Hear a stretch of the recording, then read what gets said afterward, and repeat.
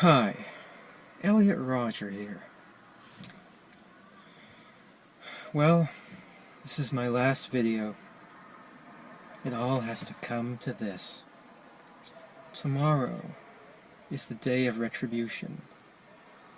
The day in which I will have my revenge against humanity. Against all of you. Coming to you live from New York City, the show that everyone loves but nobody knows yet. The top-rated program on the Clown News Network, hosted by America's beloved Rat Blitzer, at your service, where you could get all of your updates on current political topics, along with the most radical takes on the latest of extremist affairs, the American Thirst Show.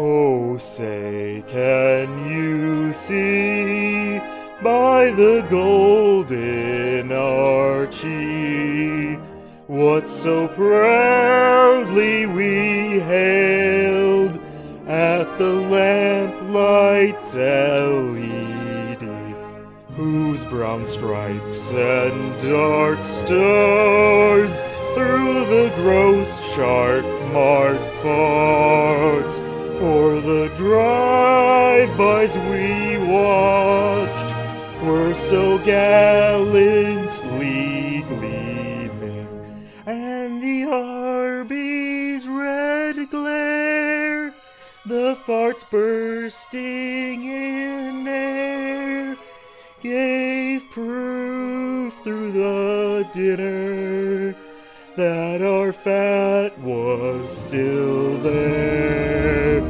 Oh, say does that lard splattered platter yet wait for the land of no bees and the home of the overweight?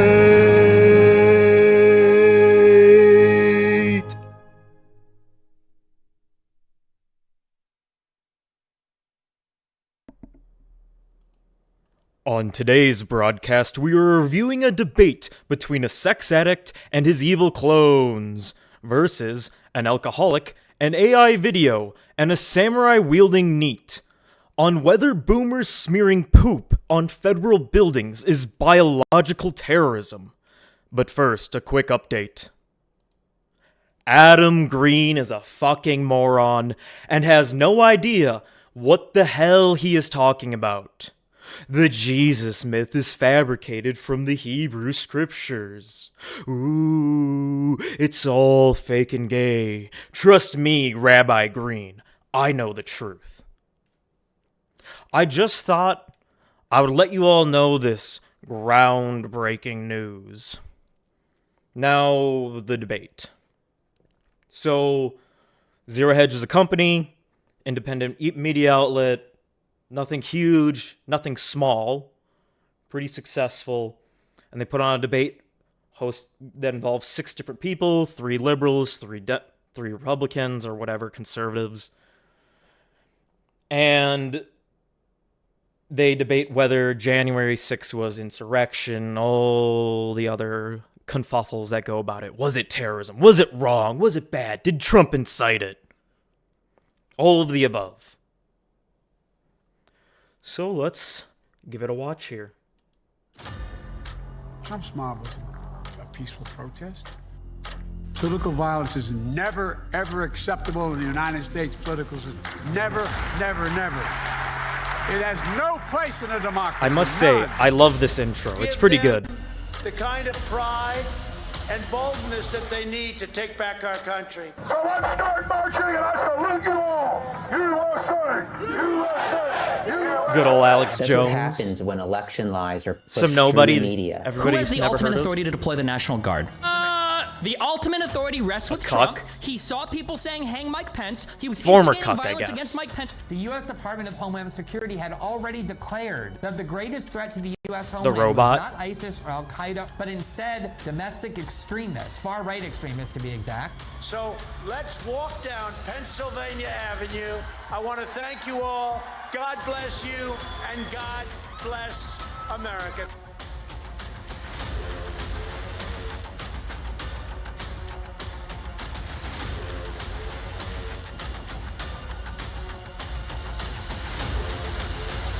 Alex giving him the sign. Live, go! Ladies and gentlemen, welcome to the second Zero Hedge debate. It is an honor and a privilege to be asked to moderate this debate. I'm Ian Crossland. Truly, I am honored to be reviewing this debate today, and privileged to introduce the best moderator this trash heap called 2024 politics could ask for, being Ian Crossland here, who's just a normal man, an innocent man, who did nothing wrong and had no idea what the hell he was getting himself into with this. I'm going to be moderating tonight, and the debate tonight is going to be about January 6, 2021.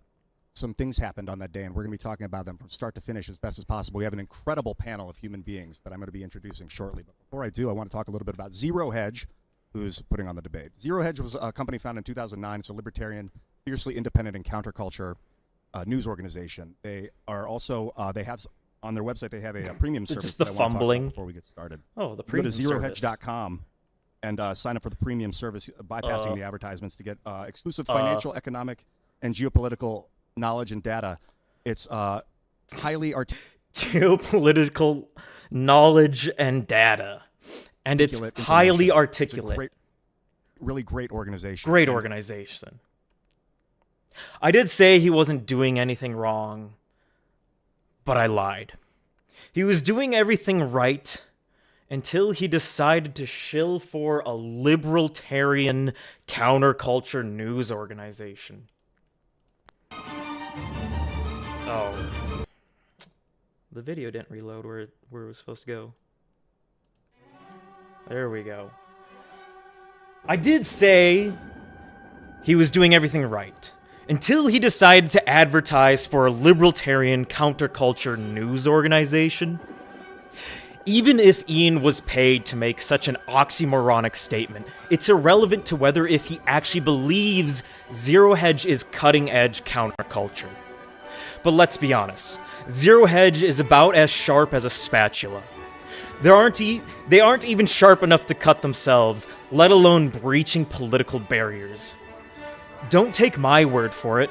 All you have to do is browse their shitty website for a good 10 minutes, and you will find nothing but milquetoast rhetoric. Here, let's take a look at it real quick. We got the jams going. We got the screens freezing. We're on their political page, at least we should be. Let's just go to it real quick. See what cutting edge counterculture they got here. Border Patrol says agents will not remove Texas razor wire barriers. Woke Maryland private school questions young boys about gender and sexuality. Wow. Trump says this. The slow death of America's unions. Now, do they think that's a good thing or a bad thing? I have no idea, and I don't really care. Janet Yellen bets $2 trillion that rates will not be higher for longer. Where's the talk about, like, the invasion at the border? We're talking about, like, you know, people not removing the wire and whatnotness, but we're not talking about the actual, you know, millions upon millions of people that are coming over there.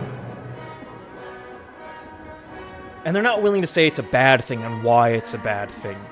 Why it's bad to let in a bunch of people from a third world country at, you know, uncontrollable rates. The legal system is out of control! Ooh. Wow, people use the law and the legal system to their advantage to exploit people? Shocking. Ah. Are you willing to say that legal system's bad, wrong, corrupt, and should be gotten rid of? No. It's just low energy and stale. There's nothing here that provides any confounding opinions or beliefs. You can't expect a revolutionary statement from the likes of Zero Balls and a millennial who wanted to relive that 70s show. Just look at this shit. He's got the long hair, he's got the button-down shirt showing off his hairy chest, legs crossed. He fits perfectly in that 70s show. Put simply, Zero Influence is a right-wing liberal den of journalistic vipers who only value satisfying their own sick sycophancy. And that goes for all journalists, by the way, not just the ones at ZeroHedge. So I can't analyze every second of this debate. We'll watch a bit, give an overall review of the first mainstream of political debate for 2024. And most importantly, give all the spoilers. Because if you don't want spoilers, then why not just watch the debate? That being said, I'll be turning the speed up on this just a tad. Just a tad. Oh, wow. Is there a better quality there? Not much better. We'll stick with that. We'll go to speed. Oh, come on. Oop. Just a bit. A little faster. It also gives you access to the secret Twitter feed, or the X feed, formerly known as Twitter. What's up, Elon, in case you're listening. With market-moving financial advice, real-time updates. It's a great service. So you can go to ZeroHedge.com, sign up for the premium service, and get started there. And from there, we're gonna jump into it. I want to introduce our panel of incredible people, as I said earlier, and I'm going to start from the end and give you guys a chance to introduce yourselves. We have Ed Krasenstein. Yeah, how's it going? I'm Ed Krasenstein. You know One of the me on clones. X at Ed Krasen, also the twin brother of Brian. Thanks for pointing out that it's Krasenstein, not Krasenstein. Well, it can actually be either. You can do Krasenstein or Krasenstein, and I really don't care what you use. So. It's Frankenstein, not Stein. See, Alex knows. They're clones. that was Alex. Man-made We creations. also have Brian Krasenstein. He's calling them out. Hey, and it's great to be here. I'm Brian Krasenstein. Nobody cares. We already heard you. You talked already. Move Ed's on. Slightly better looking and more intelligent twin brother. Not really. And modest as well. Probably the most modest of the Krasenstein. Also a worse next hairline. Next to Brian, we have Stephen Bonnell, known as Destiny. What's happening, man? The cuck. What's up? You know me on YouTube at cocksucking Destiny. cuck. Steven, and I scream and shout at people on the internet for a living. Next to this dude, we got Millions. Alex Jones. Alex, explain yourself. The I legend. don't think I probably needed much of an introduction, but I mean, I was there on January 6th, and I saw what happened. And so it's a very important discussion we're about to have tonight. I'm glad everybody came. We need to have more I was of this, there. not just left and right, but just different groups of people debating and discussing. I'm really glad that ZeroHedge and their great subscription service, people supporting it, is financing this. And so you're going to see a lot more of this with people supporting ZeroHedge. And so I'm just honored to be here with you guys in Austin, Texas. Yeah, absolutely. Shout out to ZeroHedge. Great company. Great people, too. Really great people involved with the company. And to your left, my right, Darren Beatty. What's happening, man? Great to be here. Thank you. I'm Darren Beatty. I run The a neat. news site called Revolver. The samurai-wielding neat. Reported extensively on January 6th, and you can also see me Just on X at... Look at those eyes. The bangs on them. The man's face looks like it's about to fall off. And he's not even that old. He's like in his 40s or something. And his face is just like melting. He probably just stayed up, who knows how late, just researching all the different things, all the different angles before this debate on January 6th.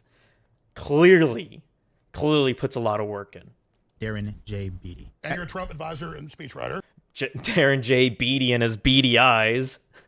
Yes. And a former professor. And you helped quarterback a lot of the groundbreaking stuff that Tucker Carlson put up. Indeed. So I'll sing your praises at you. Thank you. And we also have coming in remote live, Glenn Greenwald from your studio in Brazil. What's happening, Glenn? Hey everybody, Glenn Not a Greenwald, real I'm person. journalist. Doesn't exist. Some update on Rumble. I had planned to be there in person. A little just That whole account intervened, is actually and a I wish I bot. could be, but Fun I'm really looking forward fact. to participating. And I just want to echo Alex. I think what ZeroHedge is doing is so important, organizing these kind of substantive, structured debates among people who obviously disagree pretty strongly on things, and yet nonetheless can have what I hope will be a civil and spirited debate. What I expect it will be. So I'm really looking forward to it, and I appreciate being asked. I'm Yes, looking that forward is to my it job too. is to make sure that it maintains civility, structure, organization, and that we don't talk over each other, that we end up listening to each other. The real value of humanity, one of the most powerful tools we have, is communication. So I think tonight's going to be an exemplary... Well, do you guys think that Ian's going to achieve? Do you think he's going to succeed in maintaining the civility, structure, and organization of the most valuable thing humanity has? Communication. Now, example. Ian and I may disagree with where logic and knowledge comes from, but he's the protagonist throughout this debate. So let's get to know who Sir Ian Crosland is by going into the deepest lore of his online contributions.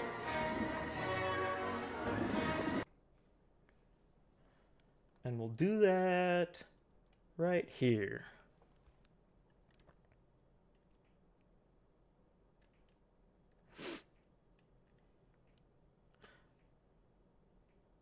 Forward.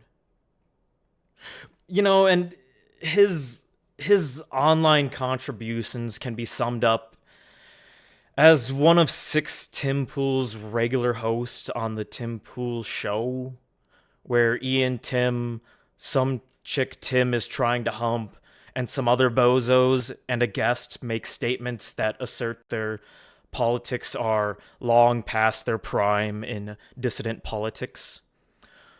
While in a pool, in Tim's Pool Show, you know, they got all their floaties floating around, floating their ideas.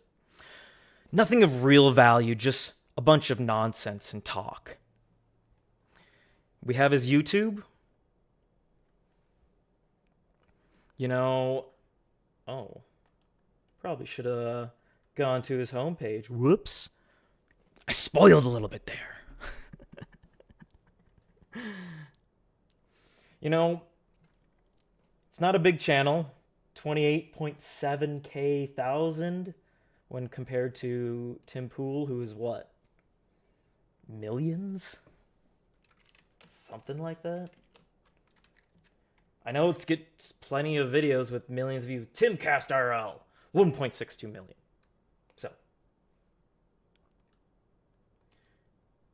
Ian here isn't much bigger, but he's known for being on the show. So let's give him a shot here.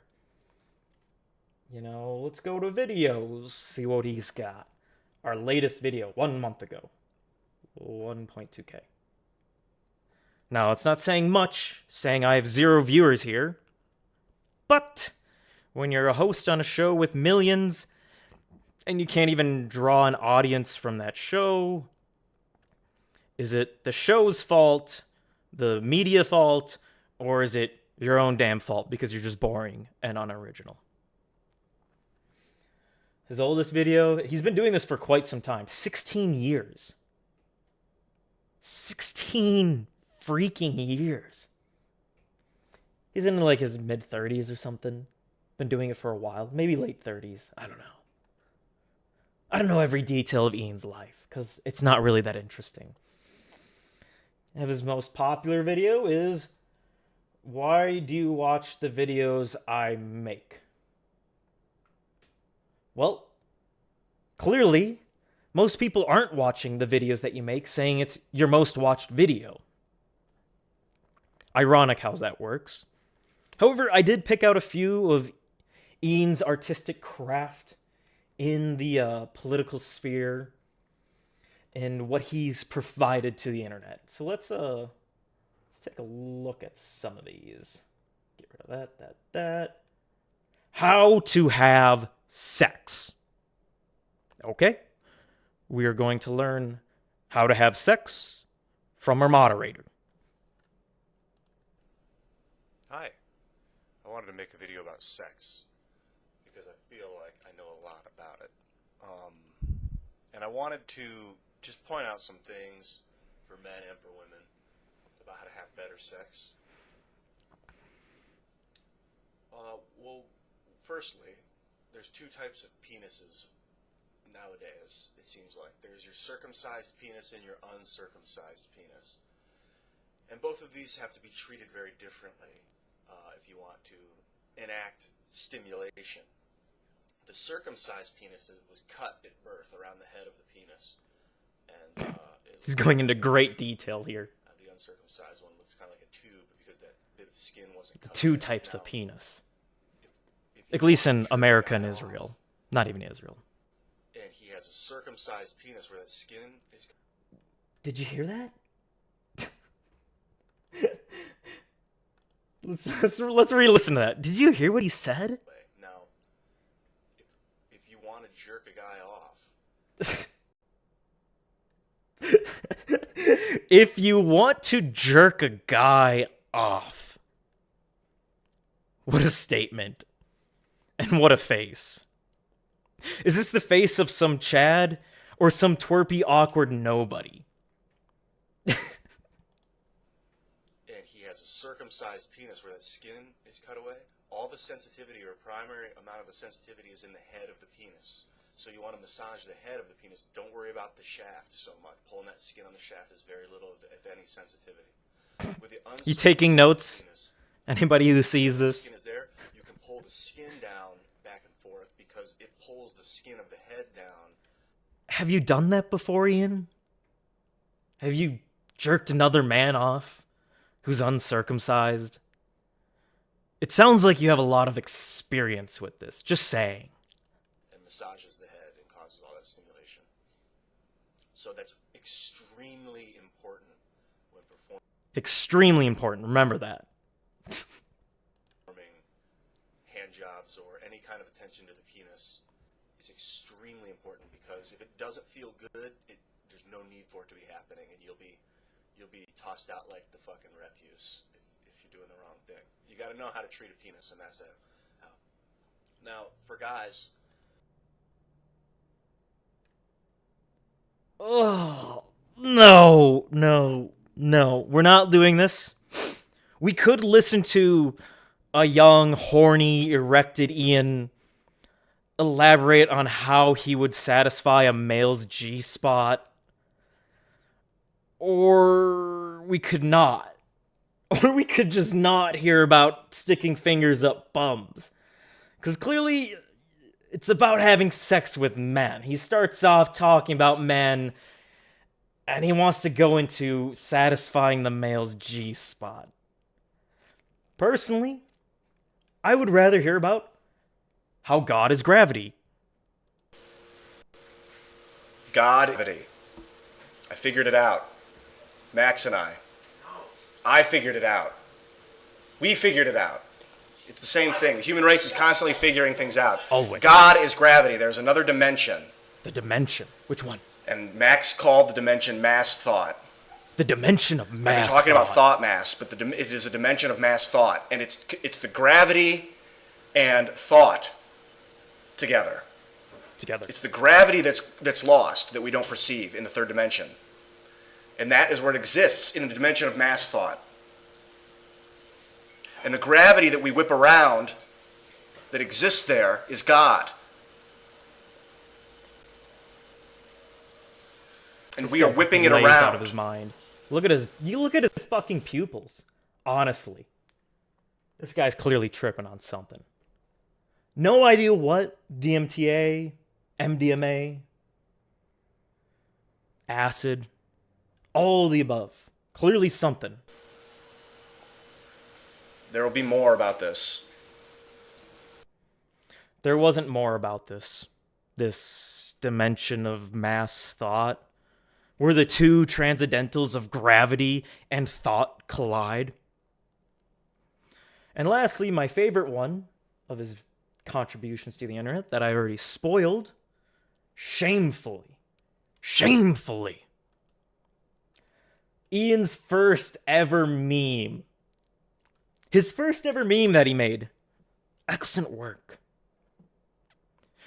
And it's of himself, what it seems to be like he's gluing together your average, big box store arts and crafts project, while Joe Biden is sniffing him. Now, I am no political expert, by all means, truly. But I'm certain has been common knowledge since 2016 that Biden is a creepy pervert. I mean, this was from 2015, and here we have, 2015 was the tweet, but it was a year ago. In 2014, Biden visited Duluth, and he sexually exploited the child of Carly Mellon, whoever she is. Look at that. It's just like grabbing the kid's junk. Like, what is this shit? For real. It's just... Ugh. It's not as creepy as this one, I guess, but it's a little bit more frank. Not to mention, just look at the child's eyes. Look at it. It's just freaked the fuck out. It's like, who is this elderly man, and why is he touching my penis? But hey, he's POTUS, the piece of shit president. You know, at the end of the...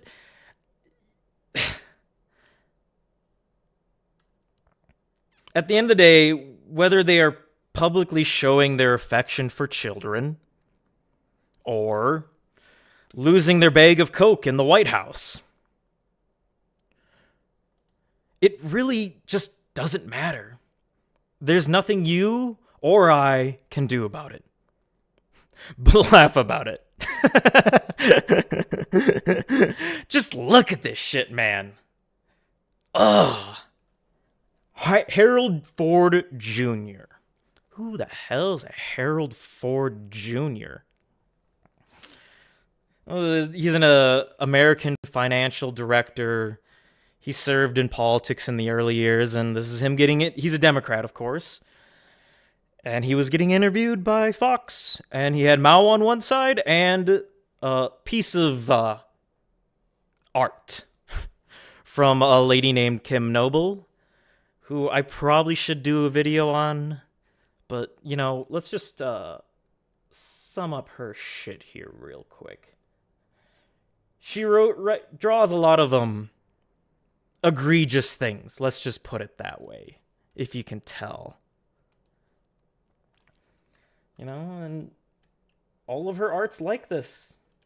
Every last one is just some freaky, what looks like a child or little color person, people getting abused. Like, look at this fucking shit. What is this? Honestly, what is this? This isn't art. This is disgusting. This bitch belongs in a labor camp. Put simply and honestly, she does.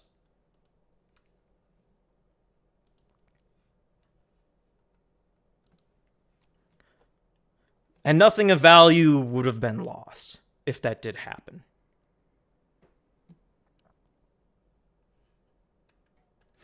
Now, he also has a Twitter. We pretty much got through his Facebook and all of the deep, grotesque things that he's joking about 2 years ago. If you saw that right. 2 years ago, he's joking about Biden being a creepy pervert. I'm pretty sure the Hunter pics were already leaked at that point. Just saying. But he has a Twitter. You know? Pretty good, actually. 112K followers. He's doing pretty good work here. Spreading the message from Maryland, I guess. Social media influence. It should be social media influencer on the Tim podcast show. In the pool. You know? Top pin tweet. Re-engage with old friends. Do all these things. Not bad. 345. Oh, going live. Come see me, guys, in my content, my show. With my buddy from the Tim Pool Show. 28. I always wanted to be that guy that would walk in the room and shamelessly say whatever the fuck he wanted. Now, I am me, so I pretty much succeeded. Truly. Ian always, and you're going to see, he's always going to express himself the way he really wants to. The way he really wants people to see him. Graphenes, something, shilling the show. Look at that, he got 351 there. Is that on a retweet? No, it's just a second show. Brian Callahan, going live. Hey, 113, not bad. And it just goes on and on and on. 93, 36. You know, he's not really getting the engagement you'd expect with an account that has, what, 190K people? Was that it? Okay, 112K still.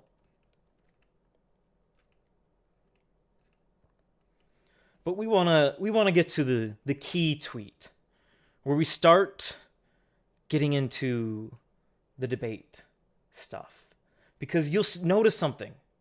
You'll notice something with his tweets about the debate, one of which he deleted.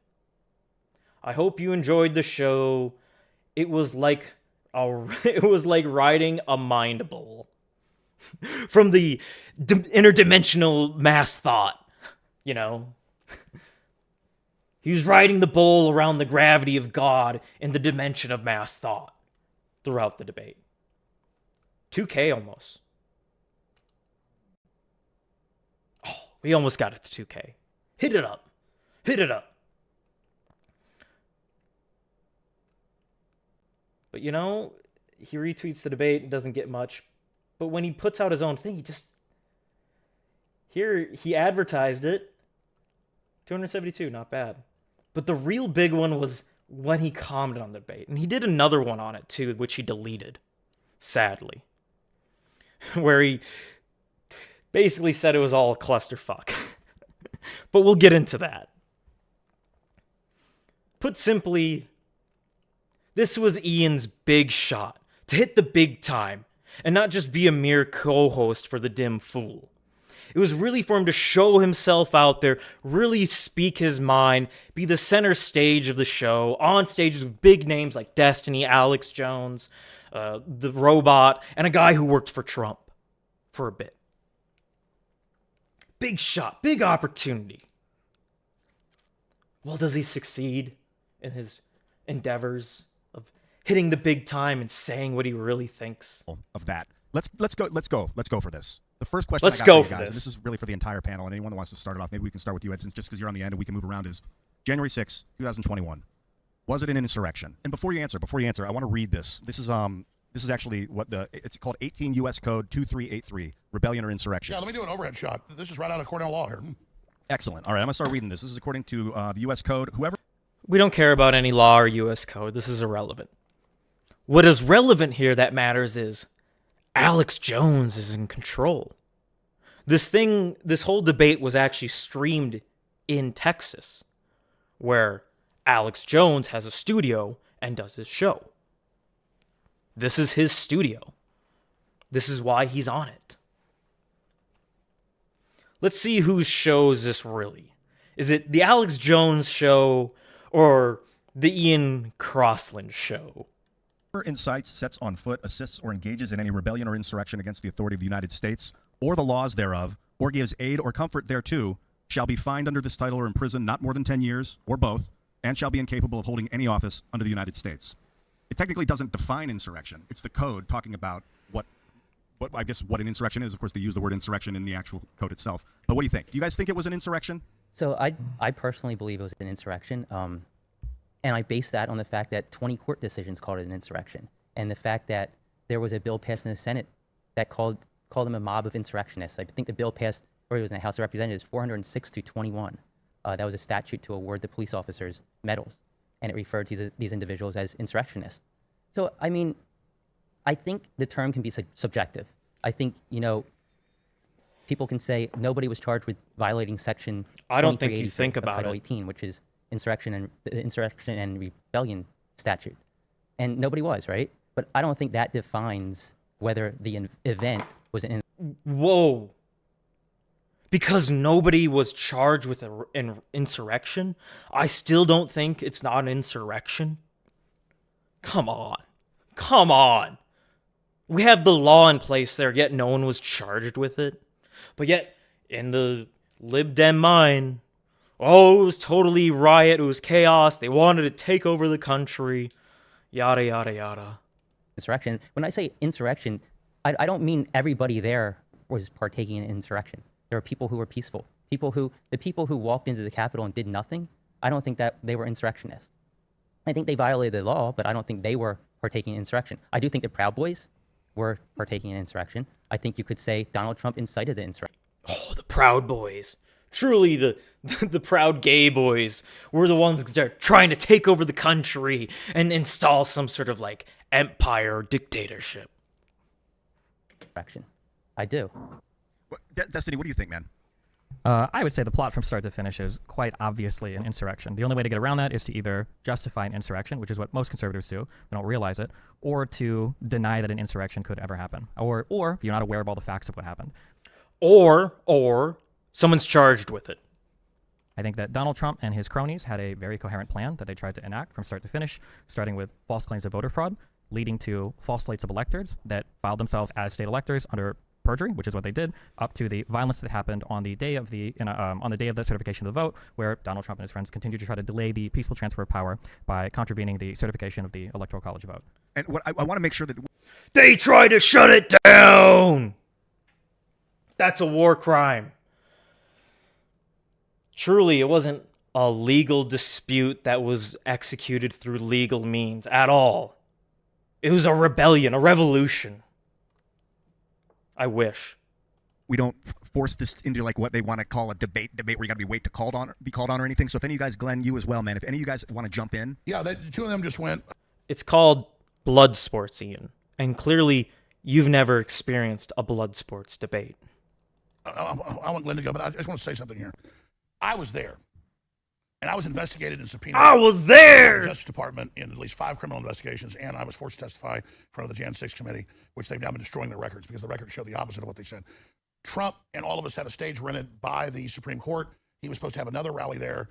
We showed up. Before Trump ever finished his speech, people were getting tear gas and hit by bullets, and there were a bunch of provocateurs leading an attack against the police, and they broke through.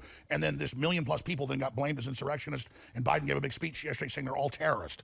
So by that extension, Kamala Harris, as the VP candidate, go off, King, was bailing people out of jail that burned down police stations and firebombed federal buildings.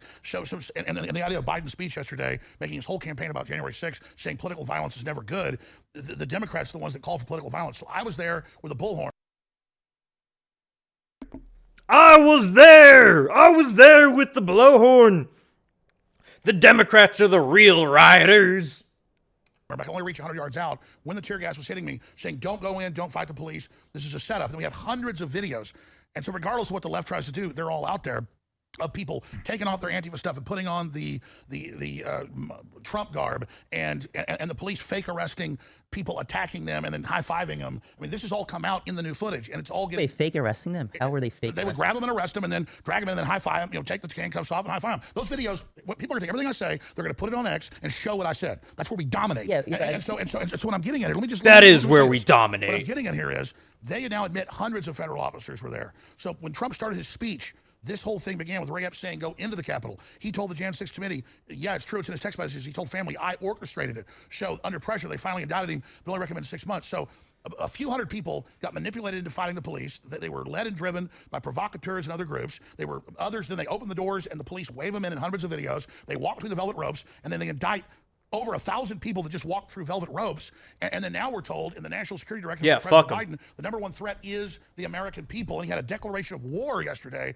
against all Trump supporters and says to protect democracy, we're not going to let you vote for Trump. So as Stalin said, I care not who casts the votes, I care who counts them. Well, Biden doesn't care who casts the votes. He cares who's allowed on the ballot. So we've already won. No one's buying this. And when this happened 3 years ago, the Wall Street Journal had to print a retraction, but they said I was there as a coward telling people to attack. Well, no, they wouldn't let me put the video on Twitter where I was saying don't go in. But the truth is it's coming out. And so that's the bottom line here. And this attempt by Biden to cast the American people as the enemy in all these movies about martial law and civil war and race war, that's their only hope because the Oh no, not a war. How will we ever recover if there's a civil war? Oh. Corrupt, evil Democratic Party and its evil twin, the Republicans, they've lost power and populism is rising. Quite frankly, this was not an insurrection. It was an insurrection that would have been guns. And it's in the Declaration of Independence that it's our right and duty to get rid of a government that's destructive of what the people want. But I'm not calling for violence. We're winning this politically, but we're being cast as about to be violent in the next 10 months because all these indictments and all these attacks to not let Americans vote for who they want aren't working and are backfiring. And all the big Democrat lawyers now admit it. Axelrod admits it. Carville admits it. They all admit this attempt, like we're in Venezuela or something, to take Trump off the ballot when he's never been convicted of insurrection. This is a military tribunal, U.S. code We're in the from US. the Civil War. If a military tribunal found you were guilty of being involved in insurrection, that meant after the war ended. Can I then ask you a couldn't question? run for Alex, office. Alex, That can I has ask you a nothing to do with it. question? Yeah. So, do you think the Confederates during the Civil War were partaking in insurrection? I mean, in retrospect, because I It's a was good alive question then, I from think the the South got clone. manipulated into that. I thought there was real issues between the North and South. The abolitionists, had a good point, and slavery needed to end. But it was really about the North. So just to be clear, the person that's defending the J6 riders, I mean, won't they were say just that the making- Confederate state. Truly, it wasn't an insurrection. They just kind of made their own country. You can say that's an insurrection all you want, but they're not trying to take over the country that they're part of. They're just saying, hey, fuck you guys, we're going to make our own country. So We're engaged in insurrection. Well, that's not what I see. See, here's what happens. yeah, I yes don't. or no? I Yes don't or no? Easy question. Hold on. That's not true. That's what it sounded like you said. No, Well, you can correct the record. So do you think they were engaged I in was insurrection? trying to talk, and the thing I said was, I think the South was wrong, and then you just said that I support what the South did. No, I didn't say you supported that. I said that you said that they weren't engaged in insurrection. Do you think the Confederate States were engaged in insurrection? Was that because there were rebellions during Reconstruction at the end of the Civil War, and they were saying if you lead an uprising against the Northern occupation of the South, you're precluded from running from office because they were worried about Southerners getting office again, like Jefferson. No, I do not support the Civil War or slavery, and I'm not a quote Confederate. slavery is based and cool. An insurrection. That's my question is, was it an insurrection? Yes or no?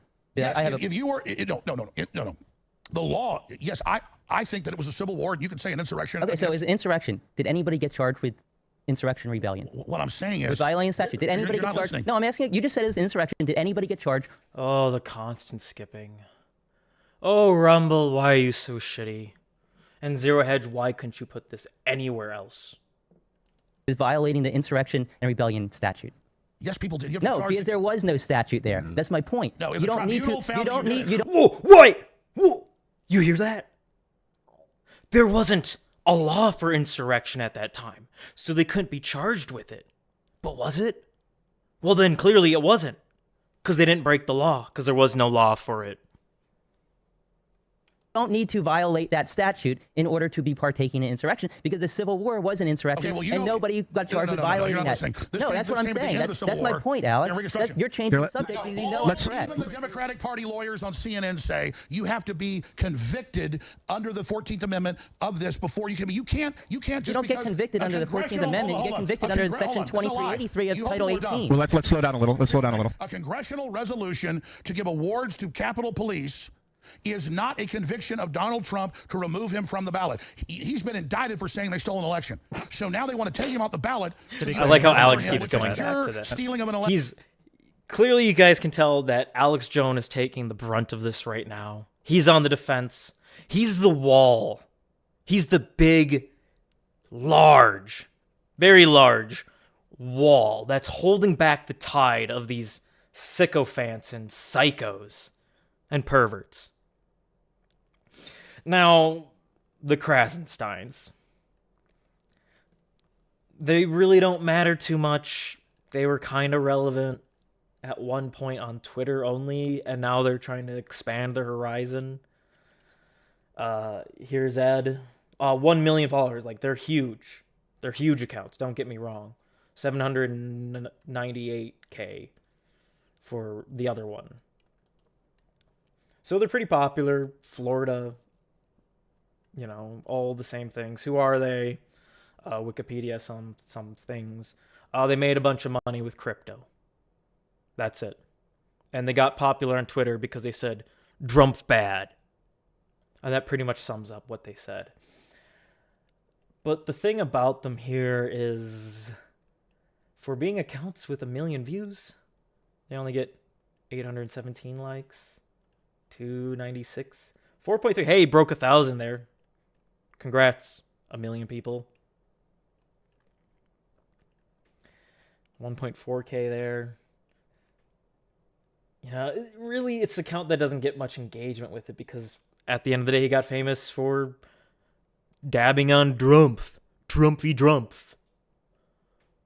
And Trump's not in office, so. But the big reason why their accounts aren't popping out anymore is because they were both kicked off of Twitter for a while. Yes, a leftist was censored. In May of 2019, Twitter suspended both brothers' accounts. Social Blade estimated that Ed had 900 blah, blah, blah. He had the other. So he's grown a lot. I'll give him that. He's grown by 70K since then, but he's got the engagement for account with 70K, not an engagement for account with 1 million.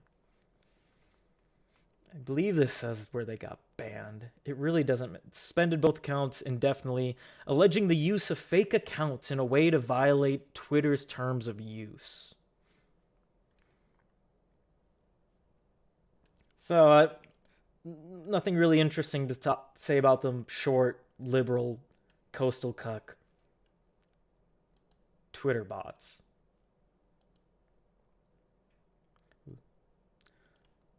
I think this is not. He's the Yankee. He's not somebody in Georgia. He's not Robert E. Lee. This has nothing to do with it. Also, as a quick fact check, on the 14th Amendment, it doesn't require a conviction under Section 3. You can literally put it on the text on the screen. There's no, it does not say it needs to be convicted. I guess we need to define the difference. Alex, one second. We need to define the difference between the casual term insurrection and the legal definition of insurrection. Yes. Well, there's another thing we need to talk about. So, yes, there's the casual term. There's the etymology of the term insurrection, which simply suggests a rising up. So by that definition, that could encompass a wide range of things. Black Lives Matter. Wait. So there's a rising up. Shut up, Jones. There's the legal definition, but we have politically weaponized court systems, so that's not even, I think, a proper standard. I think the proper standard is the sweep of a proper historical perspective. Does the event of January 6th compare to the antecedent that we've been discussing, the Civil War? So if the question is Civil War an insurrection? My question is the scope and scale of the event of January 6th comparable to the Civil War? Because Joe Biden has directly made this comparison, which I think is flatly ridiculous, and that comparison has to be valid in order for these ridiculous Section 3 arguments to have any force or legitimacy. And I think any common sense... It's a lie. I'm going to shut up. It's a lie on its face. They say it's bigger than Pearl Harbor and 9/11. That is bullshit. Okay, so Excellent play there, Alex. Truly, he did a really good job. He's the showman. He's the stage man. He's the punching bag. He sets up the intellectuals that he has there, and he builds them up and, puts some oofda into it, Some real, oh, yeah, get in there, suck their blood, beat their heads in, let's go. So here, let me finish what my point is. Yeah, do that, and then I want to go to Glenn for a second. So my point is that two things. The Civil War was an insurrection. I think it's hard to argue that. Nobody got charged with a crime of violating the Insurrection and Rebellion Statute, 2383. What about 1992, the LA riots? George Herbert Walker Bush, he invoked the Insurrection Act. 12,000 people were arrested, 63 people were killed, hundreds were injured. Was that an insurrection? What do you guys think? Yeah, no, it's a declaration of federal martial law. But was it an insurrection? Because nobody there was charged with violating. Nobody there was charged with violating Section 2383, the Insurrection and Rebellion Statute. But we still consider that an insurrection. I mean, by that yardstick, Kamala Harris bailing out people that firebomb federal buildings. That is not true. Glenn, talk to me. You have something to say. Yeah, I actually think what Destiny and what Ed are saying are very important. First of all, I was going to say that I think one of the problems with how these things are debated is that a lot of people these days have very binary prisms for understanding things. A lot of that comes from YouTube debate where you have to declare yourself on one side or the other. So Destiny said, everybody either hates this. No, you don't. You don't have to pick a side, pick a position, one of the two, binary. That's not how it works, Glenn. Not at all. This insurrection thinks it's an insurrection, or they deny it happens, or they think it's good. And there's so much middle ground. Namely that, for me, this was a political protest that spilled over into a riot where a small minority of the people engaged in violence. I don't think we want to urge that to happen. We don't want to defend that. I consider that lamentable. But the fact that it's laughable to call this an insurrection is actually demonstrated by the examples that they're using. This was a 3-hour riot that was extremely easily subdued. It doesn't remotely compare to any prior insurrections, let alone to the Civil War. The only people who were killed on January 6th were 4 people, all 4 of whom were Trump supporters, 2 of whom dropped dead of a heart attack and 1 from a speed overdose because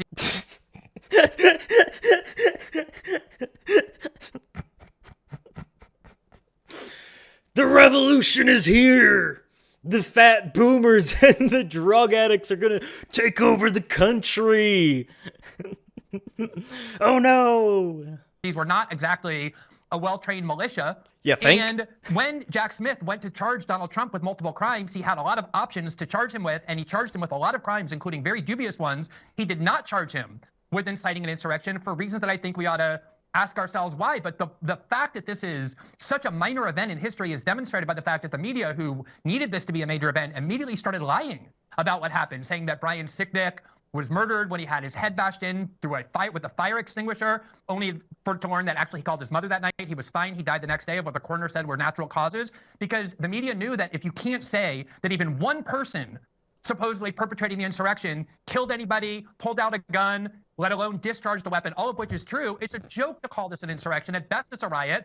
And that's the reason why Trump hasn't been charged with an insurrection. The only time he ever commented on January 6th about whether he thought there should be violence or not was when he said the following. He said, I know that everyone here will soon be marching over to the Capitol building to peacefully and patriotically make your voices heard. He urged them to be peaceful in how they went there. To the extent there was violence, I think you can make the argument that the FBI informants and even the New York Times admits were there were the ones that urged it. But even if the people who were there were the ones responsible, at best this is a riot. You could so easily make the case that the 2020 riots were a far greater insurrectionary threat than anything that happened on January 6th. That's perfectly said. I would ask I would ask the left over here. I know Ian's asked the questions.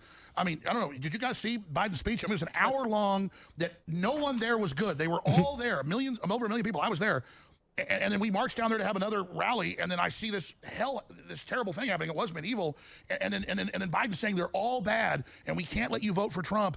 I mean, come on, man. We have a clip from Biden's speech I want to play, and then let's get back to you, Destiny. You had something to say, but if you guys have this, it's clip number 4, Biden's speech. This is from yesterday's. It's only 50 seconds, but let's load this up. Not sure what Trump's mob wasn't a peaceful protest. It was a violent assault. They were insurrectionists, not patriots. They weren't there to uphold the Constitution. We're the real patriots. To destroy the Constitution. Trump won't do what an American president must do. He refuses to denounce political violence. So hear me clearly. I'll say what Donald Trump won't. Political violence is never, ever acceptable in the United States political system. Never, never, never. Those are the Democrats. It has Except at the Texas border. no place in a democracy. None. You can't be pro-insurrectionist and pro-American. You know, Trump and his MAGA supporters not only embrace political violence, but they The MAGA supporters. The insurrection's the open border. So the insurrection was not cult just a of MAGA. 3-hour riot that happened at the White House afterwards. I think that's the least charitable reading of everything that happened. And that's not, if you read any of the charges that either Jack Smith or the Georgia RICO case has alleged against Trump, are saying that, in fact, not much of the focus is on the 3-hour riot at all. Not much of that. Hold on, Alex. Oh no, another case against Trump that will go nowhere and get nothing done, except be a grandeur media spectacle for everyone to witness and to shame him for and be like, you're the real evil terrorists, we're the real patriots because we live in Maryland. Let Stephen finish his thought first. So not much of those indictments are actually focusing on the 3-hour riot itself. The unprecedented act that there is no answer for, that Kamala Harris or Joe Biden or Hillary Clinton have not engaged in, is using knowingly false election claims for months to try to pressure state electors to change their vote, and then when they wouldn't do that, beg them to elect different electors, and then when they wouldn't do that, create a plot to create fake electors, and then when Pence wouldn't accept that, try to capitalize on that final 3-hour riot at the Capitol building to also make phone calls and tell people to decertify their vote or to switch their electors. So they called people and that asked them to use the power that's invested in them to take legal recourse towards questioning the election. Is it really insurrectionary to take legal measures to get the outcome you want in a legal matter? I don't think so. That is the Obama issue. That is the had issue. alternate electors. JFK, No, they didn't. JFK's No, they story didn't. was No, completely they different. didn't. I can explain that if you want. Yeah, please do. Right. Yeah. So in 1960. So 1960, JFK and Nixon. There was a dispute because there was a recount. I think JFK ended up winning by like 150 votes. Nixon won. Each state decided, or the state decided to certify two sets of electors. Decided to choose two different slates of electors. Depending on how it went. And But they the were state- certified they were in by the the middle of a states. recount. They were in the middle of a recount. Trump tried to get it certified. None were certified yet. Neither slate was What certified. happened Happened with Trump was that Trump tried to get the states to certify a second slate of electors based off of conspiracy theory crap that Oh, so it was the exact same thing. Oh, wow. It's almost like he had historical means and policies that were already in place to take these actions that he took. Legal actions. Legal powers that are invested in these politicians and elected officials. that None of the election courts was were stolen. hearing Hold on. They did. He took it to No, they court. didn't. They 62 refused to go to cases. court. That's not 30 true. cases were looked at on merit. So are they They were taking all him shot off the down. ballot now? That's a separate. Well, that's a separate- taking him off the ballot is separate. Is the not purest form of election theft is taking someone off the ballot? Let's get back to the 1962 really fast. So what happened was that they did a recount, and Kennedy ended up winning by, I think, 150 votes, and they chose the Kennedy electors. They certified the Kennedy electors, and Kennedy ended up winning that state. And that's what Trump said. What Trump did was Trump tried to get the states to certify an alternate slate of electors. They refused because the court said there's no there there. And then when that didn't go through, Trump decided to get his own slate of electors above the states that were not certified and tried to use that to force Mike Pence to say that Joe Biden didn't win these electoral votes. I just need to interject really quickly. So if we want to be precise and The power invested in Mike Pence, the authority that he was given when he was made the vice president of the United States, Trump asked him, hey, Pence, you can do this, and then we can really investigate this matter, so you should do this.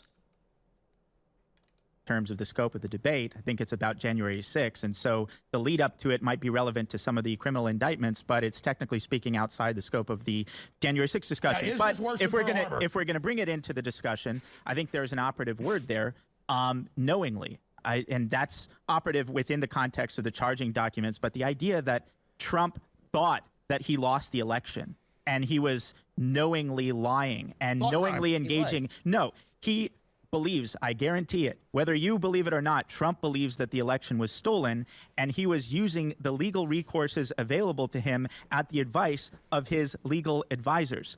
That is not true. Most of his legal advisors said that this idea was crazy. Well, no, but And most of his legal advisors are liberals.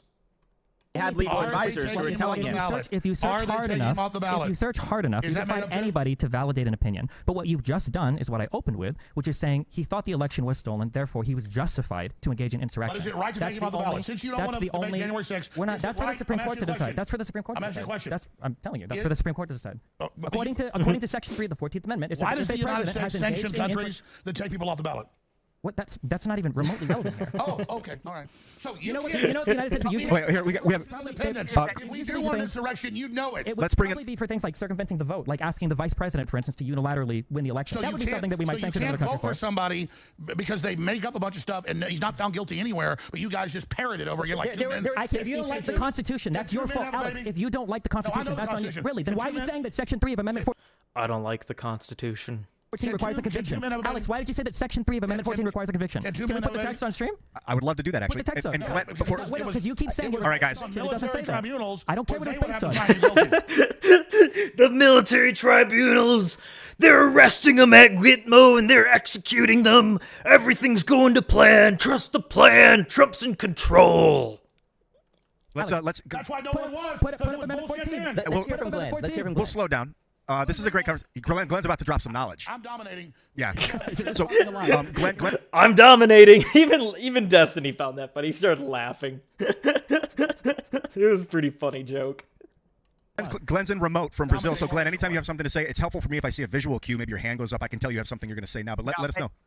Let me just say, what happens is when you gather together to debate a particular question, you're supposed to debate that particular question. The particular question that we were presented with is we're going to debate January 6th and whether it was an insurrection. Now, I don't blame Destiny and Ed for not wanting to debate that, for wanting to debate a whole set of other issues about whether Trump acted improperly, whether he was naughty, and the things he did after the election. All of that is relevant. All of that is relevant to this debate. I don't know where Glenn's getting here. These pointing out why They think it's an insurrection because so-and-so steps Trump took. Alex is saying, no, I have an example of things that are far more insurrectionary and far more criminal that are being done here. Glenn's just completely offbeat. I don't know if he can't hear what the hell they're saying, but clearly he can hear what the liberals are saying because he's just wrong.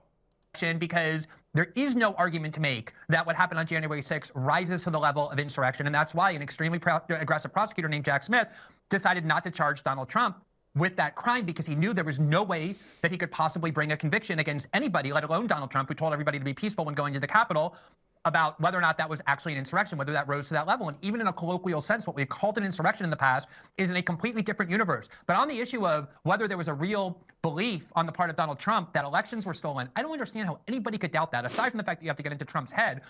In the last 3 elections that Democrats lost, in 2000, 2004, and 2016, a very large number of Democrats believed and asserted that the election was stolen, and was the byproduct of fraud, and the president was, as a result, illegitimate. When I started writing about politics in 2005, the idea that George Bush was the real loser of the election, Al Gore won, was the view of every single liberal and Democrat that I knew. In 2004, there were objections claiming that Karl Rove had interfered in the Ohio vote with the debold machines and cheated to make John Kerry lose and George Bush win. And then in 2016, Hillary Clinton and the Democrats said that Donald Trump was the illegitimate winner, that Russia had helped him, and they tried to convince the Electoral College to abandon the certified results of the state. Obviously, you go back to... It's funny how much information he knows and how much he cares about this matter. When he fled the United States to go live in a favela in Brazil with his with his Brazilian boyfriend. To 1960, and a lot of historians believe that election was stolen. So it's not like Donald Trump was the first person to ever wonder or believe that an election was stolen from him. It's a very significant tradition in American political history, if you know anything about politics before 2016. And if Trump believed that the election was stolen, and while it's true, a lot of people in the Justice Department and a lot of people in the White House told him they didn't think it was, he did have advisors and lawyers telling him that they think there was evidence of it, then the question is over, even on these other issues about whether or not Trump engaged in some conspiracy against the United States. But the issue is January 6th an insurrection? Well, that's right. But I mean, Glenn, since let's respond to Glenn. And these guys haven't talked to neither Professor Beatty. Hillary was in videos 2 days ago saying Trump's going to steal this election. So why are they allowed to say it? It's free speech. You don't get indicted for it. Trump didn't get indicted for that. Excellent showmanship. Destiny's trying to get him off trait, but Alex is just setting it all up perfectly. He's working in tangent with his co-partners in this debate. Truly. He's just being the presenter, the showman, building up the intellectuals so they can really nail in the point. And then Alex just finishes it off with just a quick jab. Oh my God! They indicted him and they put it in the charging thing in Georgia, saying he the charging thingy. You're hoping people don't read the documents. You don't read it. It's a RICO case. There's a bunch of behavior that is within a RICO case. Oh my God! It's self-illegal. That's the point of a RICO case. Right. Fuck your RICO case. So Bush versus Gore, what happened? The Supreme Court ruled, and Gore conceded. He stopped saying this election was stolen. He stopped saying I won. That was Supreme Court. Yes. Did Gore refuse to certify the vote? I don't remember. Did he do that? The vote was certified. He didn't have an alternate slate of electors? Exactly. Okay. So after Trump wanted a Supreme Court hearing, Trump wanted the same thing. 62 cases were brought before judges. Exactly. And you said earlier, legal measures measures were based on evidence. 6 of them were based on standing. 6 out of the 62. They wouldn't even hear it. Do you know how many of them were Trump-appointed judges that made those rulings? 17. So six of them. Let me finish here. 6 of them were based on standing. 4 of those that were based on standing, the judge also analyzed the merits and said there was no evidence or insufficient evidence. So only 2 of them, and that was Texas versus Pennsylvania and Gomert versus Pence. Do you know what those 2 cases were? No, I know what the cases are. Texas tried suing. No, I agree with you. Biden says inflation's fine right now. I agree with him. Let me finish. Texas tried suing Pennsylvania, Michigan, Wisconsin, several other states, saying that the election was stolen. Yeah, and that was funny. Judge said, no, Texas can't sue these other states. Somebody in that state who was affected had to sue them. Yeah, now, it was just a spectacle. It was Gomert versus Pence. He challenged the Electoral Counts Act of 1807, saying that Pence could overturn the election. He said that Pence, I think that's wrong. I agree with you. I think that was a wrong legal those theory. are the only 2 that were No, I agree with you on that. standing. So, but what I'm saying is, then if Biden's going to win so big, why can't Trump be on the ballot? That's not up for Biden to decide. That's up for the Supreme Court. Biden said he wants him off the ballot. It doesn't matter what Biden says. Biden's not the one who decides that. Trump lost. That's why he can't have his race. It doesn't matter what the current standing president of the United States thinks about the other party and their current nominee. Who's going to be the nominee? I guess he's not technically yet, but he's going to be. He is at this point. I don't know. I think it matters what the president thinks about that matter. I think that's kind of important, especially if there's a, political struggle between two opposing groups. One's in power and one isn't. Car on the track. Yeah, this horse is going to lose, so it can't be in the race. Bull crap. Who do you think has the authority then to determine the interpretation of Amendment 14? Man, I know the State Department. Why can't you answer a single question? Why not just answer one question? I'm just asking a simple question. Who has the authority ultimately to decide it? The president has not. The president has the authority to decide on CNN, matters of constitution. Let me talk. Because you want to answer the question. The president has not been convicted. Ramble. He's not going to Even on answer anything. CNN, the legal analysts say that you have to be convicted. So, Destiny, you can sit there and have blue hair and be trendy, and make all this like the moon is made of cheese. I'm Destiny. Does the word convicted? Every American knows you don't lose your rights when you're not convicted. He's not been convicted. And here's the good news. It's backfiring. We have the Declaration of Independence. We have the Declaration of Independence. You can't vote for non-citizens. Can you? Nobody stole an election. Can you vote for anybody who you want? Can you vote for Nobody anybody stole you an want? Or are there election, restrictions on but who you you can't vote vote for who you want. I think Nobody stole an election, but you can't vote for who you want. We just beat this into the ground. Alex, I need you. We just crushed this one into the ground, but I want to ask the question in a slightly different way. Was this an attempted coup? Do you guys think this was an attempted coup? Of course it was. Obviously it was. The Hunter Biden laptop. Oh my God. Weaponization Hillary hearings, Clinton's emails, the censorship. Russia There's no Russian connection. That's all. mRNA vaccines. Take your extra. I want you to take all the Global shots. warming. How many shots have you had? None yet. You want to take some? No, I want.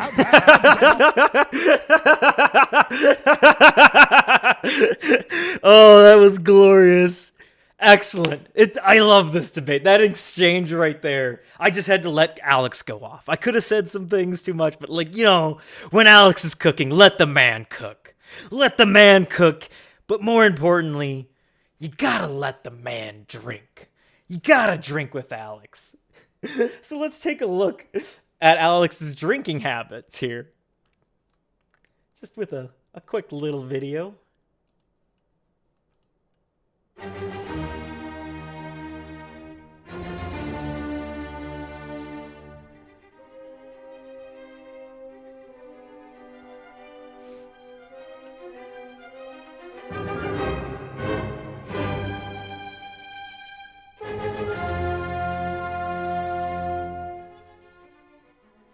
Now, this video was released by a hacker who hacked into InfoWars news station and surveilled their cameras and grabbed all their footage and found a corner where Alex is always getting his booze and everybody else. Look at that man. He's smoking in the office, based in the building, his own building.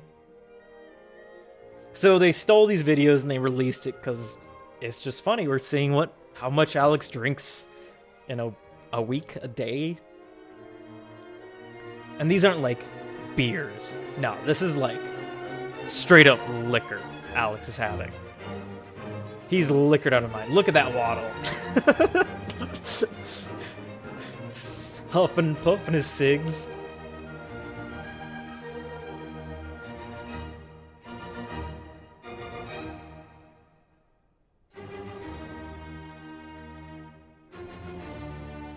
Drink 3. Drink 4, day 1. Alex is getting smashed this weekend. He's having a good Saturday. He's on his 4th drink, and look at the time. It's 2 o'clock. He misses the fucking can. Just tosses it. HQ. See, that's a liquor bottle. That's a liquor bottle.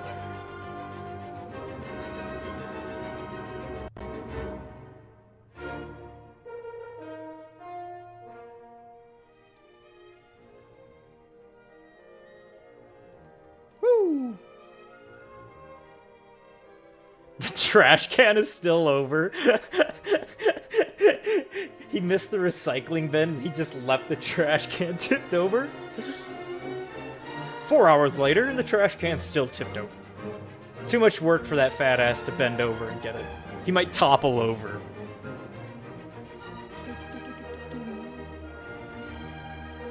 Day 1, drink 7.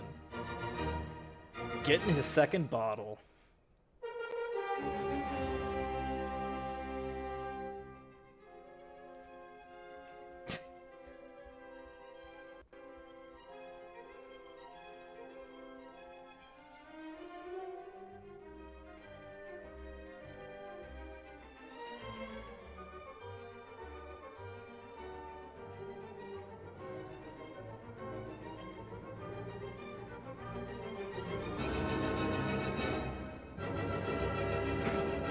At least the trash can's up on day 2. The other guy's just slosh out his mind already. 3 o'clock. Took the whole thing. That's my bottle of liquor, baby.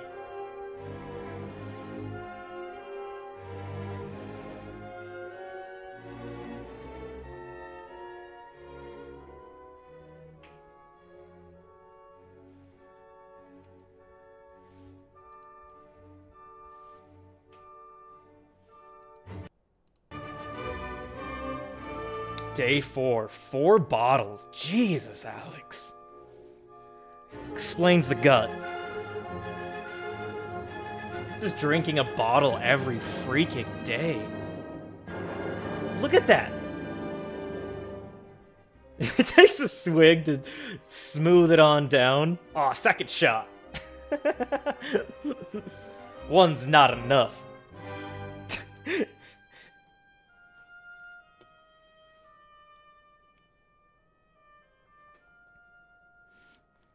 It's all coming together. This is where Alex get all of his amino acids from. Liquor.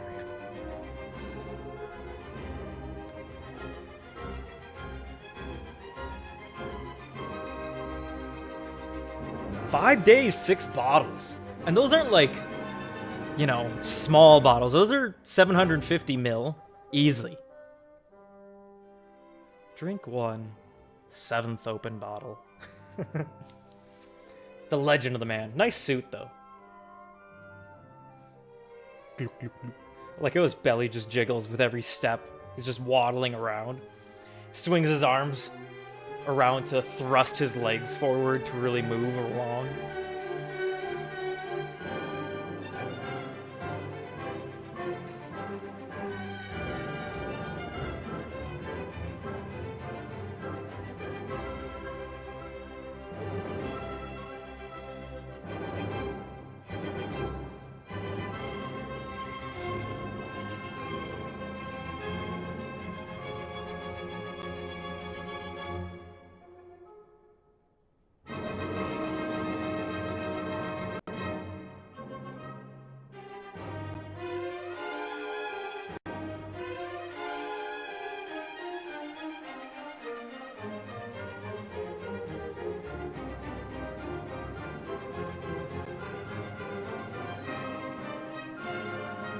Day 7. Drink 1. 8th open bottle. Like, at least they managed to keep the trash cans up. And he's drinking a little bit later than last Saturday. Last Saturday, he was getting fucking wasted at 2 p.m.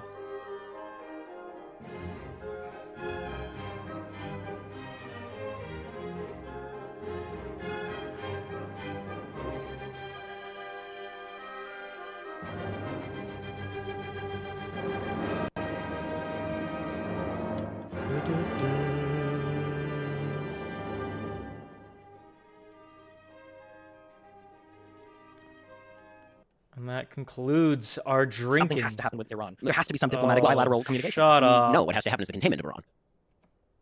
Nobody cares. So that's Alex drinking. Get a little introduction of why he's such a big man with a big voice and a lot of Bravo Sierra. Because remember, the moon is made out of cheese. To answer one question about any of this. I want to see you take them all. I think we've talked about the Democrats more than the Republicans on the January 6th debate. Isn't that wild? Wait. Isn't that crazy? They now admit that the shot erases your immune system and doesn't protect you. Oh. So you do that little one-liner there. Shot to protect Democrats. Trying to take away my Democrats. Yeah. Let's stay back. All right, guys. Back to I'd take a shot with Alex. Grind has an answer. So is it a coup? That's the question. Yeah, that's so. I think it can be debated. Or an that attempted was a coup. An attempted definitely, I would say it's an attempted coup. And a federal The coup is flooding the border with aliens. District Judge, U.S. District Judge David Carter actually evaluated the Trump-Eastman scheme.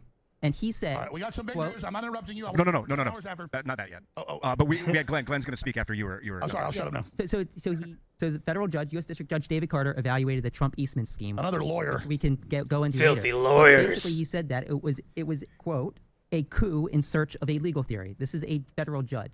So a judge. We have a said CIA coup over America. Hey, the CIA killed Kennedy? Judges aren't part of the CIA. Oh my Are God! they? I don't think so. Is Glenn- that something? Is that a new theory of yours? No, it's not a new theory of mine. No, the whole thing is a big rotten. So they can find partisan. They found the Secretary of State of Maine took Trump off the ballot because she had one hearing in a YouTube video. Are we ruled by this lady? Can we not vote for who we want? So one of the I guess defenses against it being a coup. I like how Alex keeps looking at Darren. Yeah, Darren for his, a political affection. Like, do you agree with what I said? Was it entertaining enough? I need some gratification. Go for it, man. So it's just about I actually want to ask a question that I would love to hear everybody's answer to. But before I do that, just want to say about federal judges. This year, in the last 6 months, 4 different federal judges, a district court judge, and then an appellate court unanimously found that the Biden administration gravely violated the First Amendment. In fact, the greatest assault on free speech, the court said, in decades, maybe the history of the judiciary, by systemically pressuring big tech to censor the internet and purge it of all dissent by threatening big tech companies using the CIA, the FBI, and the CDC with punishment if they didn't censor the internet. Now, you may not agree, but according to your standard, 4 different federal judges concluded that, which is infinitely worse in terms of an abridgment of freedom or an attack on the Constitution than anything that Trump is accused of doing. But in terms of whether That's not That's a true. digital insurrection by the deep state. Digital insurrection. Can I put a pin All on right, one guys. thing real quick? I just want it to be noted. Hold up, everybody, hold up. Glenn, please finish your point, and then we're going to move on to the response. The question I want to ask is, the question that you asked, Ian, is this a coup? If you look at how other coups are perpetrated, and I think a lot of this is that if you're an American and you have this very soft history, you don't know what a coup is, you think that like what CNN tells you a coup is a coup. Usually the way coups work is the leader of the country or whoever is in charge of the military orders the military to seize control of the levers of power. Trump was the commander-in-chief on January 6th. The military was duty-bound to obey his orders. They had a right to disobey if they were illegal, but if this were a coup, why didn't Trump order the military to seize control of the power and turn over the election process to him? Why didn't he order the armed factions that form the law enforcement part of the military and the executive branch that serve under his command to do that as well? That's what happens in a coup. That didn't happen here because Trump wasn't trying to perpetrate a coup. He wanted the Department of Defense to seize voting machines. Glenn coming in here with all the facts, like the robot he is. Coup? What do you mean coup? Coups are done completely different. It helps when you're a robot. And the DOJ turned him down and told Well, him. the worst thing he did was try to take Biden off the ballot. Remember when Trump said Biden cannot run and have the Justice Department take Biden off the ballot? Oh, God, that was Biden. Sorry. I'm sorry.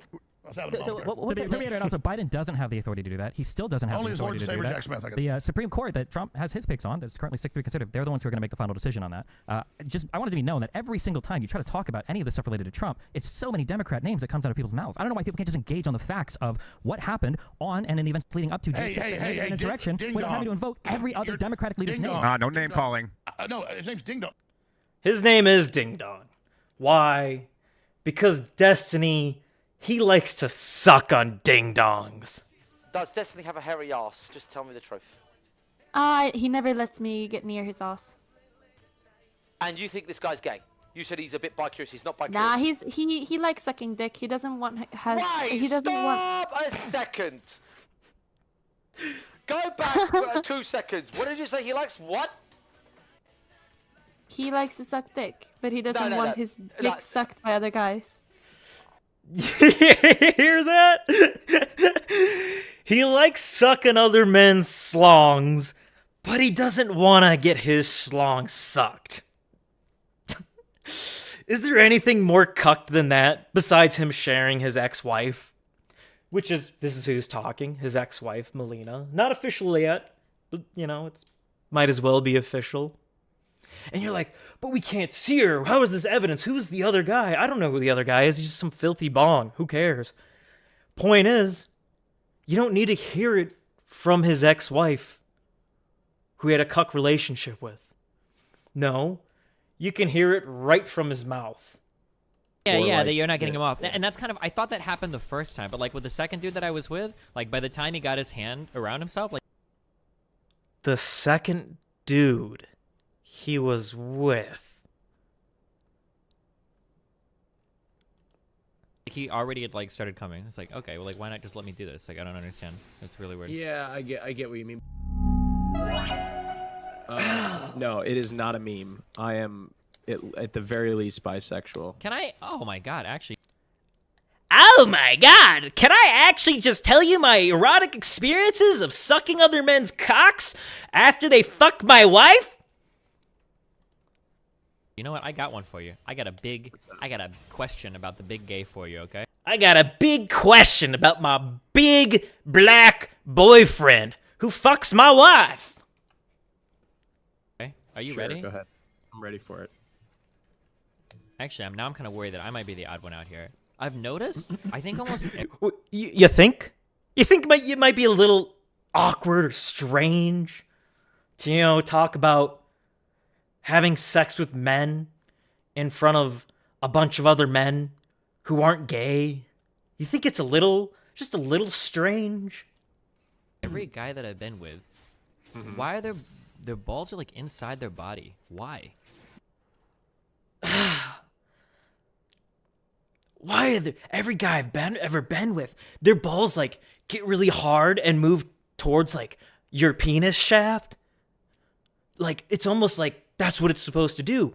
But it doesn't do it for Destiny because he's a coon-brained retard who's addicted to porn and has been advocating for porn for who knows how many years, for who knows how long, how many times.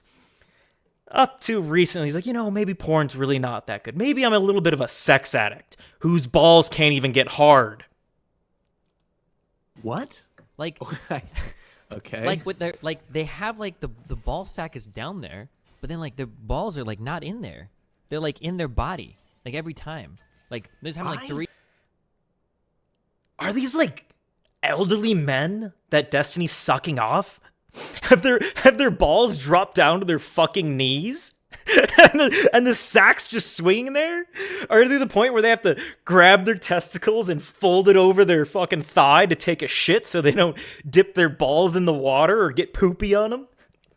Like, what is this? How old were these men that Destiny was sucking off? How old were they? 3 times in a row. Why? They're they're probably his donors. They're probably his multi-millionaire, stock market, stockbroker, estate owner.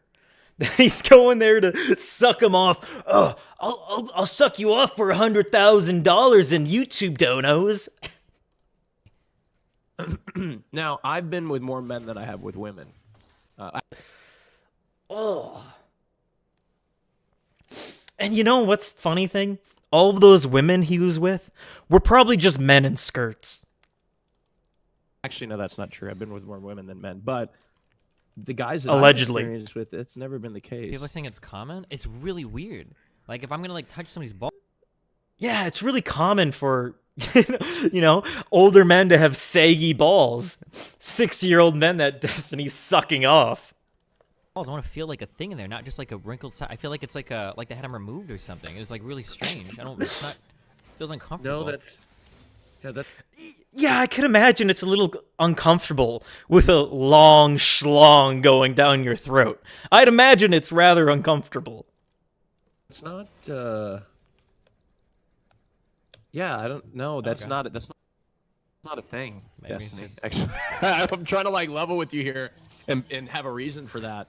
But that's not a thing. Where did you meet these guys? I have a reason. They're elderly. They're 80. What do you mean? Is there like a place to meet guys with He met them at the casino on the street corner. certain types of balls? What the fuck does that mean? I mean, what? dude, there's a lot of shit out there. I know that some people use an app called FetLife, but I've never. That seems a little creepy. What's that? Creepier than sucking off 60-year-old men? Using some weird app to attract other gayos?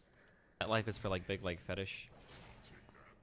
I mean, everybody's got a different fetish, I guess. But and Destiny's fetish is 60-year-old men.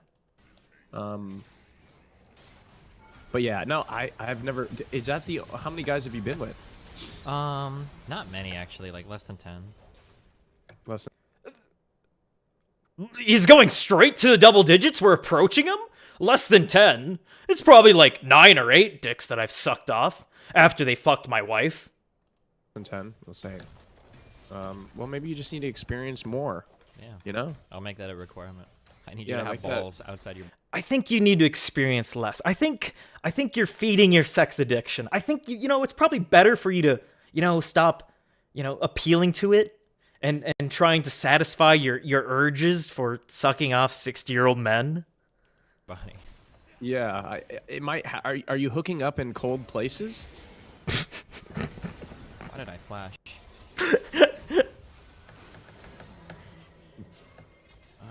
No, it's not cold, you dumbass.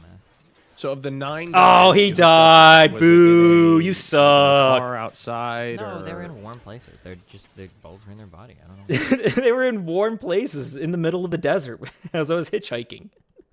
I don't even know what that looks like. I don't know. Like, imagine your ball sack, okay? Then take your balls out and press your ball sack up to your body, and there's just like a wrinkled thing of skin there. That's what it's like. Hey, ask him this: was that ball sack? You know, how low was the ball sack? Was it up there, or was it like approaching their knees? Why are you entering my fucking lane, Katarina? You dumb bitch. Well, clearly Katarina needs to get in there because you're not really a man. Brushing this ass. 110 to 72. This Ash. She comes in fucking into my lane. You can see that in porn too. I think I've seen it a few times in porn. Yeah. I guess maybe this is a selection bias. I'm just like really weird, or I shouldn't say weird. I'm sorry. That's really mean to say. I just like wasn't expecting that it would be as common, I guess, as it seems to have been. Yeah. What kind of guys do you like anyway? 60-year-old men with lots of money. I think I have like a big preference. Here's what I don't like, okay? Are you ready? Multi-millionaire. Okay, I'm ready for it. This is so mean, actually. I actually feel bad. Destiny's just like some sort of gigolo at this point. Sucking off elderly Asian men visiting the United States at the casino. Bad saying this. I don't like fat people, okay? Jesus Christ. If Oh you're my like God. if you have like folds of fat that obscure your genitals, like if you have a dick, I want to see your dick coming out from your body, not coming out from a fold of fat. I don't like that. It's like Okay. Yeah. Destiny, I respect the hell out of that. Yeah. Like, because. Do you? He has enough standards. You know, he only sucks off the prime lean elderly man cock, not the elderly morbidly obese cock. Because, look, you were honest, and you didn't say. And I'm honestly disgusted. Like you dislike fat people as people. You just Yeah, say no. your sexual preference does Sure. not include somebody of a larger size, right? Or composition, and that You're such nice to a fat gay man like myself that I know that I might have a chance.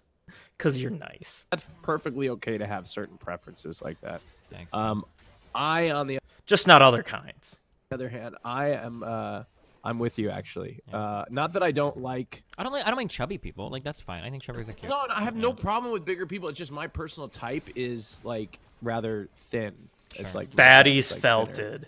thinner. Ripple, you fat So- ass and I neats also don't listening like to I this. don't really like a lot of body hair. You don't stand a chance that to let too. Destiny Well, suck your girls actually cock tell me that after before I you shave my fuck his balls. wife. And then it's same thing for other guys. Like I'm not gonna mess with a guy's balls if they're not shaved. It's weird and gross. I don't like it at all. Yeah, no, and you need to shave. Yeah, like it's just I'm not really. Yeah, like I get lasered from like my collarbone down to right above my pubic bone. So like I don't like the body hair on myself. You shave your arms? You shave your chest? Your belly? Are you just like a really I can understand if you're like a really hairy person. But your arms? You heard him from his collarbone down to his genitals. That includes his arms. This man is waxing his arms. Not a surprise saying he's gay, but So, yeah. Is that me or society talking? Oh, God. For me, it's just a functional thing. Like it's the same thing with women. Like I don't like eating pussy if it's like super, super, super hairy. Like, you can't get like a good seal with your lips. Like you're not gonna kill me, dude. Oh no, you are gonna. Kill no, me. he's gonna kill you. He's gonna kill you. Pussy. Run, coward, run, gay man. One thing that I noticed that guys do in real life too that's really annoying. I've had two guys do this. Is that, or maybe I just suck. I get it. Is where guys like have to finish themselves. Like even if you're like on the way. Let's get this straight. Destiny's meeting elderly 60-year-old men at the casino, getting bunch of money there to suck their cocks after they fuck his wife. And they give him all this money, but at the end of the day, he still sucks at sucking cock, and they have to finish themselves off. You had one job, Destiny. That 60-year-old boomer at the casino paid you $100K to do one fucking thing, and that was to suck him off, and you failed at it for $100 million K. Who knows? Doing it, like you can feel like they're about to orgasm, and the guy's like, yeah, and then they like have to like reach down and be like, wait. They're like, what the fuck? That's not true. Exactly. What's not true? I'll tell you that like not all guys are like that. Usually that indicates that like the person giving is it like during oral or yeah. Usually that indicates that like you don't have See, it's during oral. Of course it's during oral. He likes sucking 60-year-old cock for money. Have the proper grip. Yeah, like, that you're not getting him off. And that's kind of, I thought that happened the first time, but like with the second dude that I was with, like by the time he got his hand around himself, like he already had like started coming. It's like, okay, well like why not just let me do this? Like I don't understand. That's really weird. Yeah, I get what you mean. They just like want to, you know how it is. Yeah, because it's like the perfect feel or whatever. Of, like Yeah, and the perfect feel here is to turn this fucking shit off and go back to the debate. But that's your introduction to Destiny. Very riveting and eye-opening stuff. I'm sure all of you are going to be subscribing to him. Ding dong, Destiny, whatever it is. The point is, I was there. I was there! 1 million people, and they said police are attacking, and we got there like shooting tear gas, and then a bunch of feds helped break through with some idiots that got mad, had a brawl, and then the cops go, come on in! Everybody come on in! So Alex, so there's everybody sees those videos now. Okay, so, you call this the new Pearl Harbor, worse than 9/11. 3,000 people. Do you disagree? Let me ask you this. Do you disagree with them claiming this was worse than Pearl Harbor or 9/11? I think it depends how you ask that question. I would say no, it's not worse than Pearl Harbor or 9/11. What are you basing on it? Are you basing? No, I get it. Trying to take people's votes away is so sacrosanct, but you're trying to take people votes up. I think there's unprecedented that a president of the United States would do everything within his power to prevent the peaceful transfer of power to the next president. He said, I want you to peacefully march down to the Capitol. That is a uniquely horrible event. The march to the Capitol, what was bad was him watching the riot happen for 3 hours and doing nothing. No, it took him, it was the riot was happening. He spoke for an hour and a half. It started then. Then he got back to the White House, watched it like 30, 40 minutes, and then shot a video. No, you're lying. He got back to the White House. He got Mark Meadows delivered a note on his desk that Ashley Babbitt had been shot, and he sat there sipping Diet Coke for an hour and a half. The guy that you called your leader. How many pardons did Trump do for the Patriots that got unfairly charged with crimes and convicted in the Capitol? I was there. Why didn't Donald Trump pardon any of those people? Why didn't Donald Trump pardon any of those people? There's not going to be an answer to this because there's not. You're scared to answer any questions. They claimed Trump their betrayed timelines. every single He spoke for almost an hour and a half.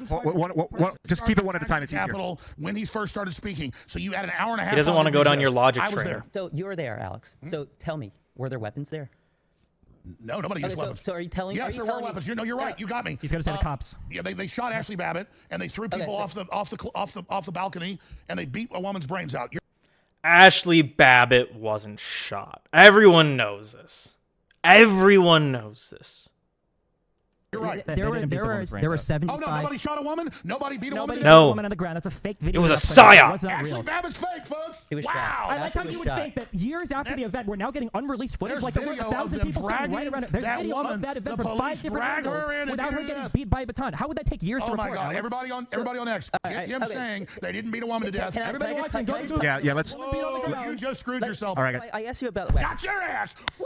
All right, yeah, got his ass now. Woo! Ashley Babbitt.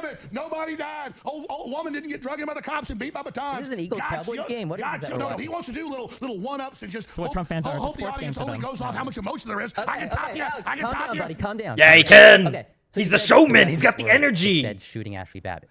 What about how about the guy the 3 men on the corner of 14th and Independence who had AR-15s? How about? Oh, they use those? They didn't use them, but what about the pipe bomb? Having a gun is illegal. It's a crime. Question: People had weapons. How about how many weapons were seized? Like, hey, I got 75 people arrested. I'm raping people. 75 of the people arrested within the Capitol building had weapons.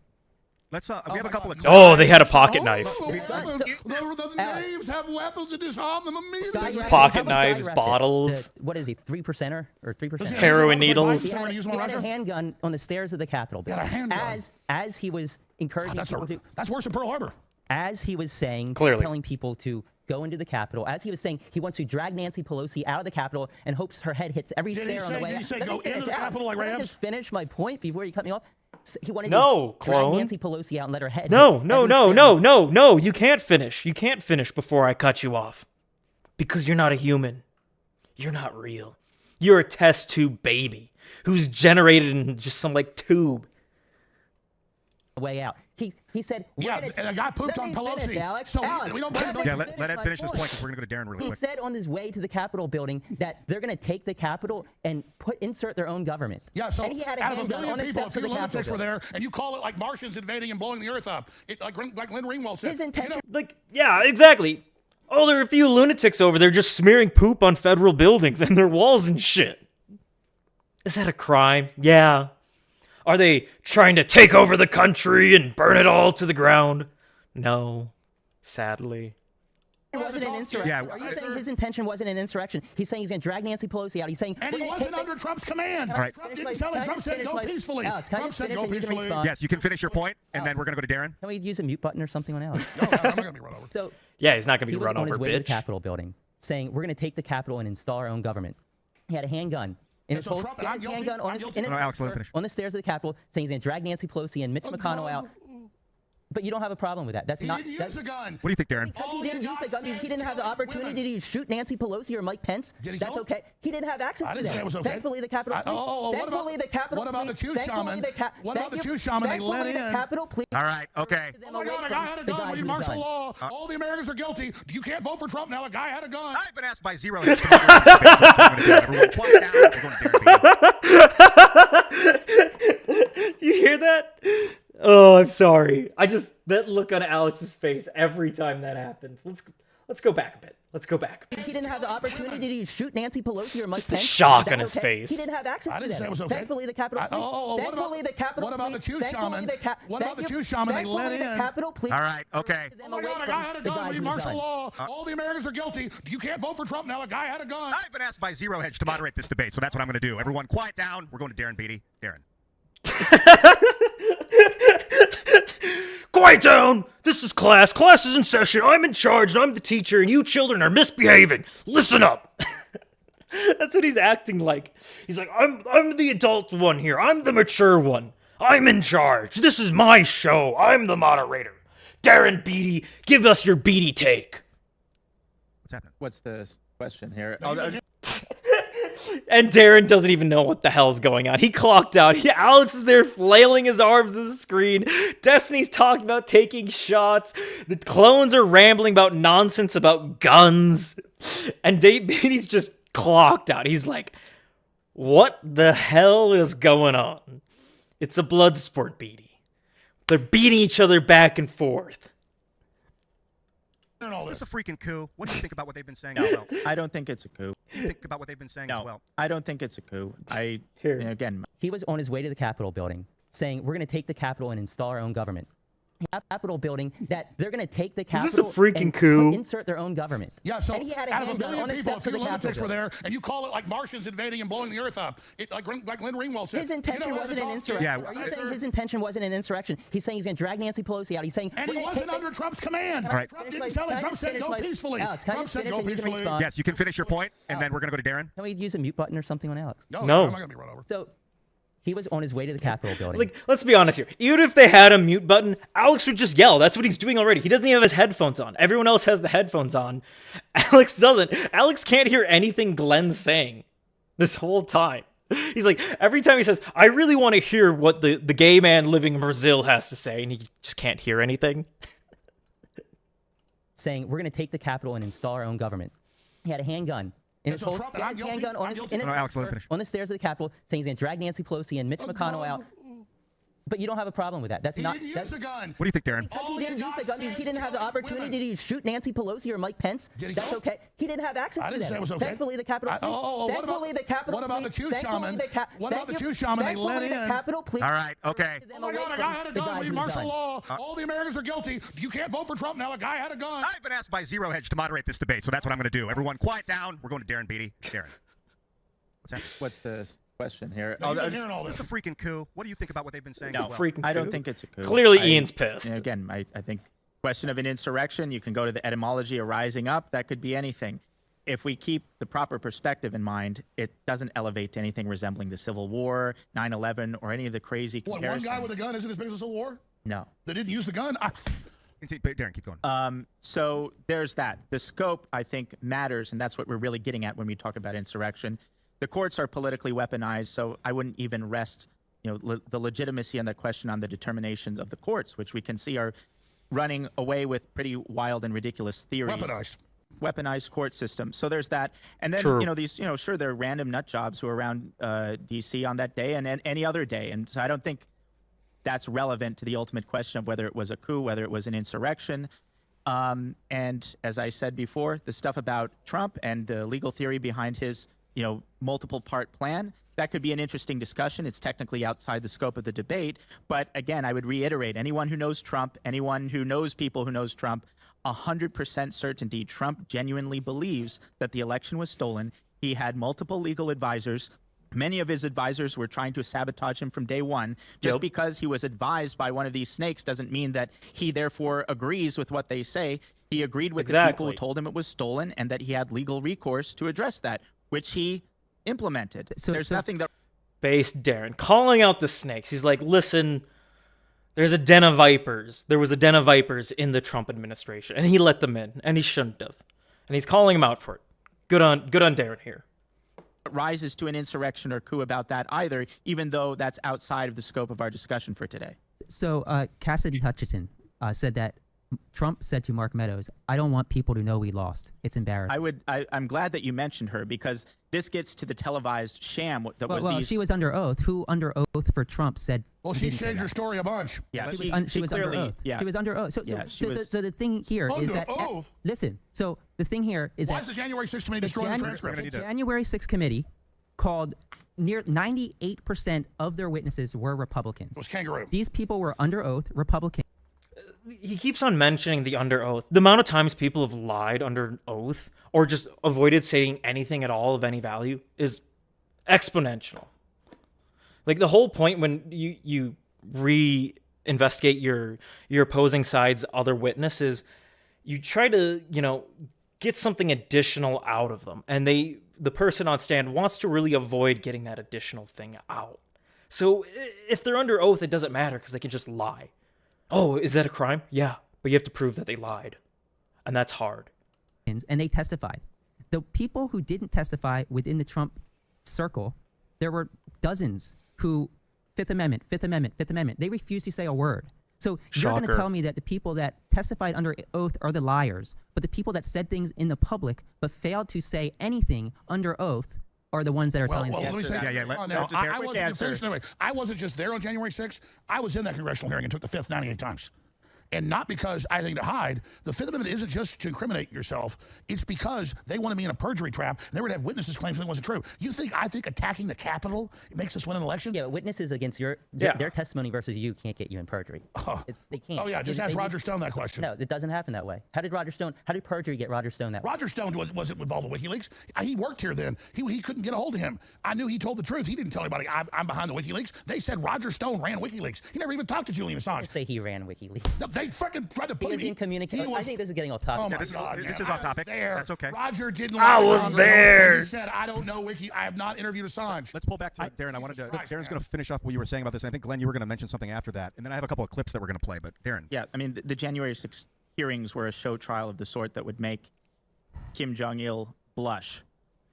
Explain it to them. They wouldn't let Republicans that they wanted under the law on the committee. They wanted Jim Jordan, who was actually part of the investigation. You're not allowed to have you on your side. We pick who the people are on our jury. Jim Jordan was being investigated by the committee. They wanted a person on the committee who was being investigated by the committee. How does that make Oh sense? my God! When you're being investigated by the Democrats, you don't have a vote. I think a lot of people watching don't understand. Hey guys, Jim Jordan was elected.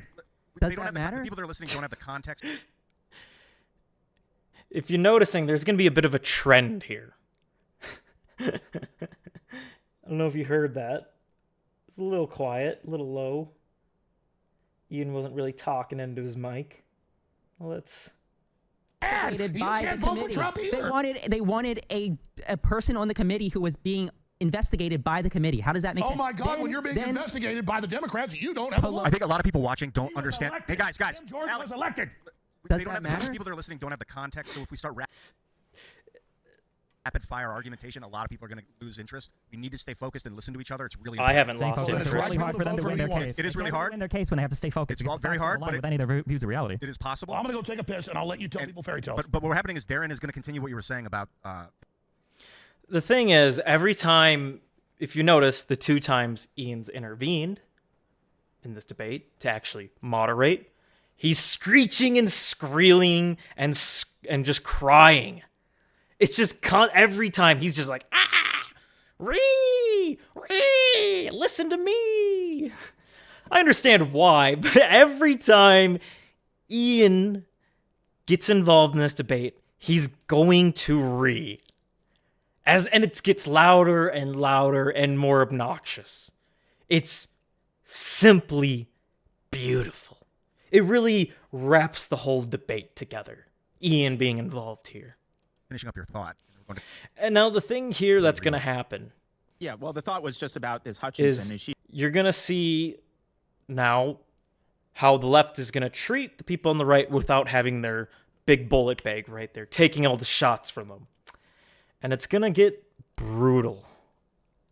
She said a lot of things. I believe she was the one who said that Trump reached over to the steering wheel and, told the Secret Service this or that, which was a bizarre thing because the Secret Service agents in question weren't the ones that were called upon to testify But under oath. some of them testified the same thing that Cassidy Hutchinson said. No, the Secret Yes. Service actually said we would love to testify, and they weren't allowed to. The 2 Secret Service agents in question in that specific anecdote were not allowed to testify. So why would they take the secondhand report from Hutchinson when they could have interrogated directly the people who would have been Secret direct Service witnesses agents did to that? testify, and they're in the not Secret those Service two, report. not those 2 specific those agents. 2. But why not? Other why agents would they in the have car with Trump testified for the J6 committee. I don't know why they would or wouldn't testify or have particular people testify, but other people in that car did.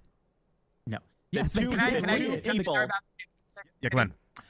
the January 6th committee? That's what Alex was alluding to just a second ago. Is one of the biggest shams in the history of Congress, because what happened with the January 6th committee was we had a long history of 225 years of tradition in the United States Congress where whenever investigative commissions would be created within the Congress, the minority leader and the majority leader would each select the members of that committee to ensure there was fair representation by both parties. Nancy Pelosi, for the first time in the history of the United States, as Speaker of the House, refused to allow the Republicans who were chosen for that committee by Kevin McCarthy, at the time the Republican minority leader, to be seated on the panel. And as a result, the Republicans said, we're going to have nothing to do with this. And the only quote-unquote Republicans that were chosen was Liz Cheney, who ended up losing her seat by 36 points, and Adam Kinzinger, who didn't bother running again because they were so unrepresentative of the Republican Party. It was a completely partisan commission. And on top of that, none of the videotapes that were available was made available to the public except for very deceitfully chosen snippets by Adam Schiff and by Liz Cheney. And it was only within the last several months that we saw all of the video footage. And what it showed makes a joke of the idea that this was a coup. You had people peacefully walking into the Capitol, led by... Mind you, Liz Cheney is Dick Cheney's daughter. Many of the police officers who encouraged them to enter peacefully, which they did, the vast majority of people who were there at January 6th aren't even charged with using violence. And that's what makes this whole debate such a preposterous joke. If you look at how coups are carried out in other countries, you could make a much better case standing that in the Black Lives line. Matter protest of 2020 was an insurrectionary movement. And the reason it matters, Destiny, is because if you're going to make arguments, there has to be an important test, which is, do you apply the same principles you're claiming to profess and believe in to cases where it undermines your partisan allegiance and your ideology, not only where it helps it. That's one of the key tests for determining the authenticity of your argument. And so if you don't think the 2020 protest movement was an insurrectionary movement against the United States government, there's no way to claim what January 6th was, especially since Trump could have done so much more to cause a coup that he did not do because that wasn't his aim ever. If you want to talk about applying the same standard, would you have been okay in the year 2000 if Gore refused to certify the vote because he didn't like what was happening in Florida? A lot of Democrats did Can want you them to answer do that question? Glenn, answer the question. Yeah. I would have actually, yes, a lot of Democrats were angry about that. I'm not asking if a lot of I'm asking you would be okay personally if he refused to certify the vote. I think there were two. There were You two want to answer the arguments. question? In 2016, would you have been okay? Would you have been okay if Biden? Because if you really believe that an election is stolen, as the Democrats claim they did, then Destiny's it is kind just of odd to nailing say him to the we're just going to cross. concede that and allow George Bush to march into power, even though we believe that he actually stole the election. Yes, that is kind of an odd No, way it's to go not. about your. It's not all at all. We live in a democracy. There are appropriate forums through which you Did can they challenge. not battle that out in the courts? And they though? lost. Once Okay, you had there your day you in go. court and you Trump lost, was battling anything it out past- in the court, and and you he lost. lost. Once you lose, anything past that is vigilantism. Vigilantism directed at the government to prevent the peaceful transfer of power to entrench your own power is an attempted coup. That's what he tried to do. Trump did, though. He told them to be peaceful. He told them go and We're be not talking peaceful. about the. We're not This talking is- about the see, peaceful protesters. This is what happens when Alex isn't there. You might be annoyed from his shenanigans and his screaming, his screeching, his, dodging constantly, but he's doing it for a reason. It's not just all Bravo, Sierra, and all show. It's actually, he's being smart about it. He doesn't want to give Destiny any time to really get his points out there. Because when Destiny starts getting his points out there, you're just like, oh, these guys really can't handle it on their own. They're fumbling the ball. They don't have their QB. They have no play. The game plan's down. They're a man down. And Destiny's just ripping into them because he's clearly the stronger person on the left side representing them. If he wanted them to be peaceful, he would have called in the National Guard as soon as they started rioting, but he didn't do that. You're talking about his use of the legal process, of the congressional and judicial process. was not a He legal went process. and he tested. If he had ordered the military or some other FBI or any of those agencies, the CIA, to go and use violence on domestic soil in order to ignore those court rulings the way people do when they're trying to implement coups, you would have a good argument. He didn't do any of that. He invoked all of his legal rights in the judiciary and in the Congress. He lost and he walked out of the White House on January 20th. He did not have to be dragged out. He wasn't arrested by the military, which is what happens in coups. So much of this is because you only started paying attention to politics in 2016. You only live in the United States. You have no idea about history or anything that happens in other countries. You have no idea what a coup is. This is a coup. Glenn, if you all bring know that about up. Glenn, you bring it up, and you're trying to use Hawaii as an example for something that was comparable, where both slates of electors were actually duly elected by the people there. In the 60s, Hawaii and South Carolina, these other historical examples that people go to for multiple slates of electors are not at all comparable. Both of these things happened prior to 2016. There are no examples in U.S. history, or if you want to give me one, since you know so much history prior to 2016. Destiny just steamrolling the In U.S. robot. history where the president is telling the vice president to unilaterally not certify the vote? Has that ever happened before? That's a totally separate question No, from that whether is this what is a happened coup. on Who cares? January 6th. Who cares? It doesn't matter if It was it's the legal. first time that it ever happened. Even if it's the first time or the 10th time, it's still not a coup or an insurrection. Quit your whining. A coup or an insurrection is when you use violence and force in order to seize control of power outside of the legal process. The problem here, Glenn, is we live in the modern age. We live in the liberal democracy wonderland that is today, where violence of any kind is not tolerable. It's completely unacceptable. It's viewed as like the most heinous thing you can ever do. Sure, we had some riots and stuff, but they were like, well, that wasn't violent. Those were peaceful protests. But actual violence, any sort of aggression or anything, it's a big no-no. You can't defend yourself. You can't defend your home, your neighborhood, your town, your city. No. You must let whatever's happening happen. And anything responding to the changes that are going on in the world you live in, it is unacceptable for you to say no. Because anything of you saying no is violence. And this is an example of this. They're saying no here. Sure, it's not violence, but there was enough violence where we can say you saying no to this means you're an insurrectionist, a traitor, treasonous. That's all it is. So a coup has to have. So if there's no violence, it can't be a coup. Wasn't there violence? I saw violence. See? You need violence in order to be the coup. The How amount much of violence violence do you that need? They're arguing there was enough violence. We had enough violence to justify a coup because violence is intolerable, so this isn't a coup. So this is a coup. on the Capitol on January 6th, the most amount of violence happened to the January 6th protesters. Goes straight to weed measurements. This is America. We don't measure things in grams. We have these things called pounds. not from them. Again, not a single protester whipped out a gun, let alone used a gun. That is an extremely weird. How many officers were injured? 140? Wait. Is that enough violence for you? Well, here's a good question. No. About who, like staging a coup and emergent phenomenon, and if a crowd becomes violent, or if someone directs the crowd to become violent. This is actually the next question on my list. Do you guys think that Trump was responsible for this thing? And before you answer, I want to play a couple of clips. We have clip 1 and 2. These are from Trump's speeches on the day. I think the first clip is before the violence kicked off. Maybe we can play that first. I know that everyone here will soon be marching over to the Capitol building to peacefully and patriotically make your voices heard. We can't play into the hands of these people. We have to have peace. So go home. We love you. You're very special. You've seen what happens. You see the way others are treated that are so bad and so evil. I know how you feel. But go home and go home in peace. That second clip was from after the violence had become, and so he was kind of doing damage control, I think, at that point. I just don't understand all of the insanely arbitrary damage control. What a statement from our supposedly right-wing, moderator, our libertarian. It was damage control. He wasn't, trying to de-escalate the situation. He wasn't trying to do a good thing with it.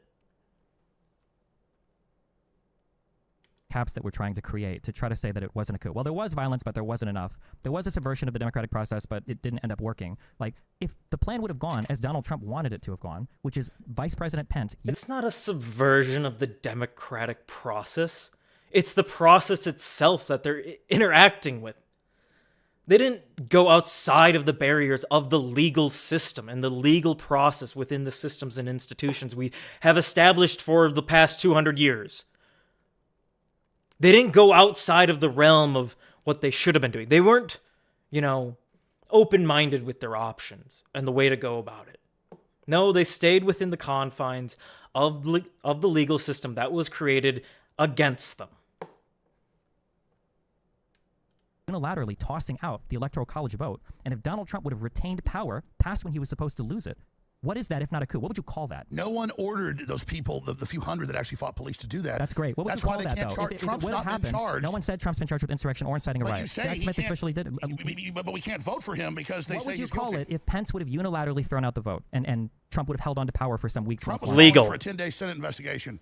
That's why we were there. See, what would have happened if it was Pence a legal process? So that's a hypothetical. Trump wanted a 10-day investigation. No, but I don't care what Trump also wanted Pence to throw out the Yeah, what would have happened? What would you have called that? And we're pushing for that. Yeah, what would we have called that? Can I get a name for that? If you don't want to call it a coup or an insurrection, what would you call that?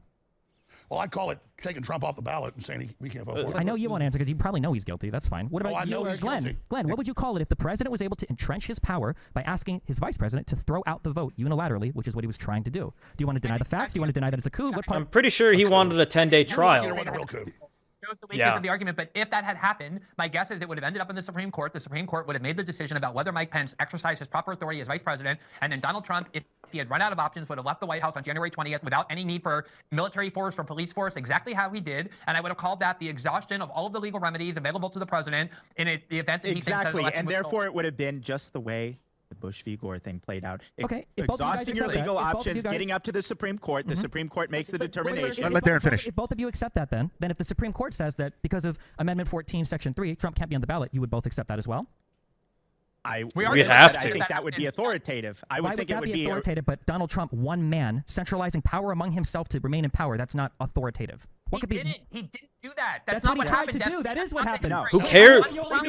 Whoa. Who cares if it's authoritative? Who cares? Biden's been doing it for the beginning part of this year in Texas, removing all their barbed wire, blocking off the border. That's authoritative.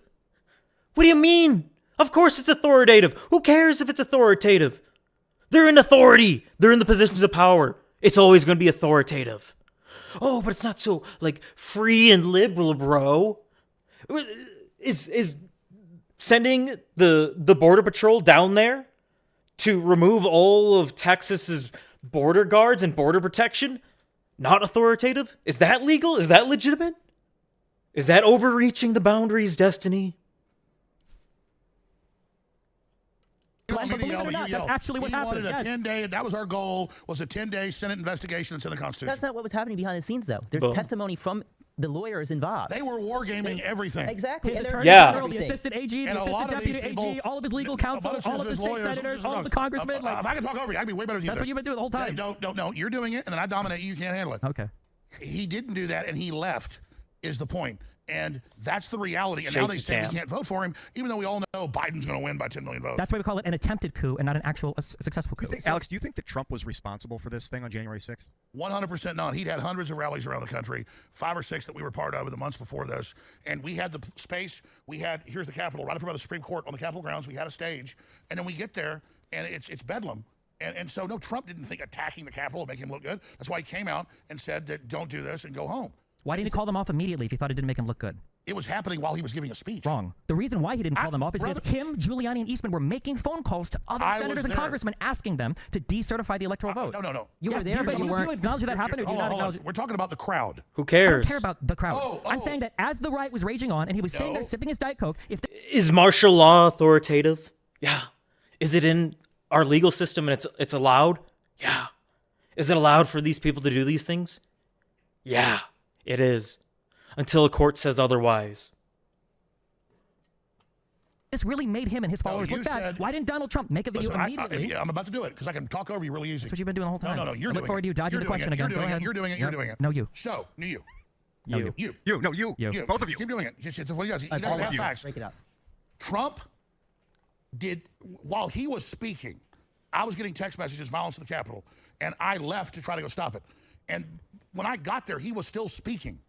So this thing where you guys say, oh, the attack started at this time and Trump did nothing this time, he's speaking while it happens for hours. He then goes to the White House, tries to figure out what's going on, and puts a statement out against it. And he said, in the middle of his speech, off a teleprompter, go be peaceful. That's what he said. Didn't Trump get back to the White House like 1:30? He also said, fight like hell. Yeah, If why we didn't don't you fight play like those hell, clips? if we don't fight like hell, we're not going to have a country. What did Rudy Giuliani say? He said, let's have trial by combat. Yeah. Yeah. Yeah. Maxine Waters term, said, really, that's a go legal attack term. Republicans in restaurants. Let's have trial by With combat. her, it wasn't hyperbole. Why don't Trump we never ask- said, Trump never supported political violence. Trump never told people to be goons. The left would burn down half the country. Everybody knows that. Everybody knows it's Biden's erased the border. We're at Everybody war knows here. he's there Economic claiming war. this was- Cultural war. This was as big as Pearl Harbor. What are you comparing it? As big as Pearl Harbor in what way? 3,000 died in Bomb-wise? Pearl No. Harbor. People dead? No. Maybe a blemish on our democracy? I'd say it was very close. Let me ask you this. If they bring in, which they've done, 10 million illegal aliens the last 3 years, and then that gives them, with the congressional seats in the census, That's a blemish on our more legal, Democrat on our seats in the liberal Congress, is democracy that too. not- Undocumented aliens, undocumented immigrants are not voting. They are counted. No, they are not. They're counted in the census. But they're not voting. They're counted in They're the not census. voting. So then they get more Democrat Can we districts. backtrack really fast? Oh my God. So let's Ladies and backtrack. gentlemen, Let's they're get already- Yeah, Alex made a really good With point the- there. They're counting them in the population, so they get more people. So they're senators. They have more senators. Yeah, that's how it works. They have more senators. Eagles, they Let's get more backtrack congressional. to January they get more 6th. congressional districts. Yeah, I do Can we want to go back to January 6th? Okay, so you play those clips. Oh, you always want to get off of it because it wasn't an because I came insurrection. here to debate and then January as soon as I 6th, not bring up the real immigration. insurrection, you can't handle it. I'm not here to debate immigration. Yeah, talk to me, Brian. Okay, so why don't we ask the Oath Keepers, the 3%ers, the Proud Boys, the ones who were actually indicted and convicted of seditious... These evil groups, these powerful, extreme right-wing groups, the Proud Gay Boys, where you have to sit around and say serial names and punch each other to get in. conspiracy, why they did it. And well, you know, I could probably find that clip, actually. Hold up.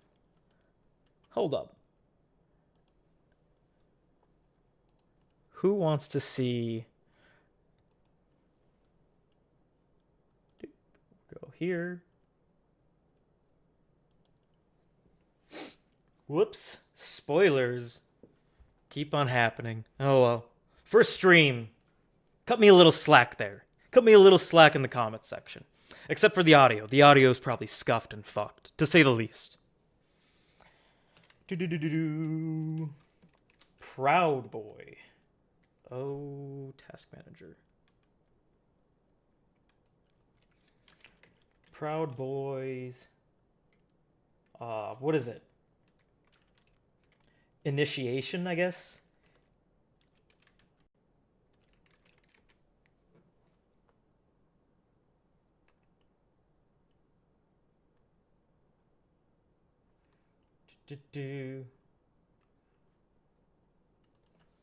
Initiation ritual for their cult? Oh, come on. There's gotta be a footage of this somewhere. Porcelain had it. Ooh. Oh well.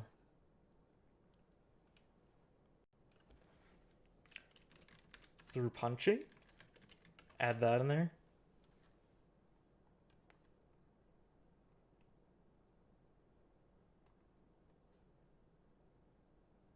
Maybe this video will cover it a little bit. I started this gang called the Proud Boys. The gang.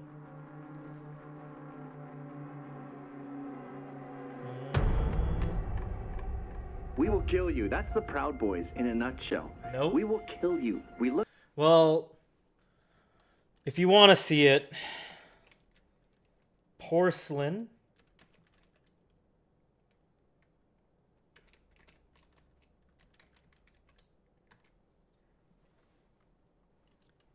If you want to see who the Proud Boys really are and really get to know them, you need the Gavin McGinnis documentary that Porcelain made.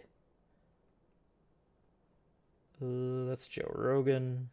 It's up there, I know. There's only so many. Sargon.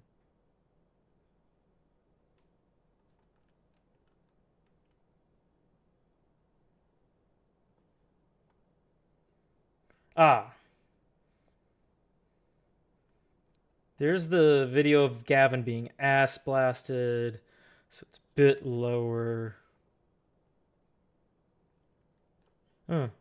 Unless the documentary got deleted.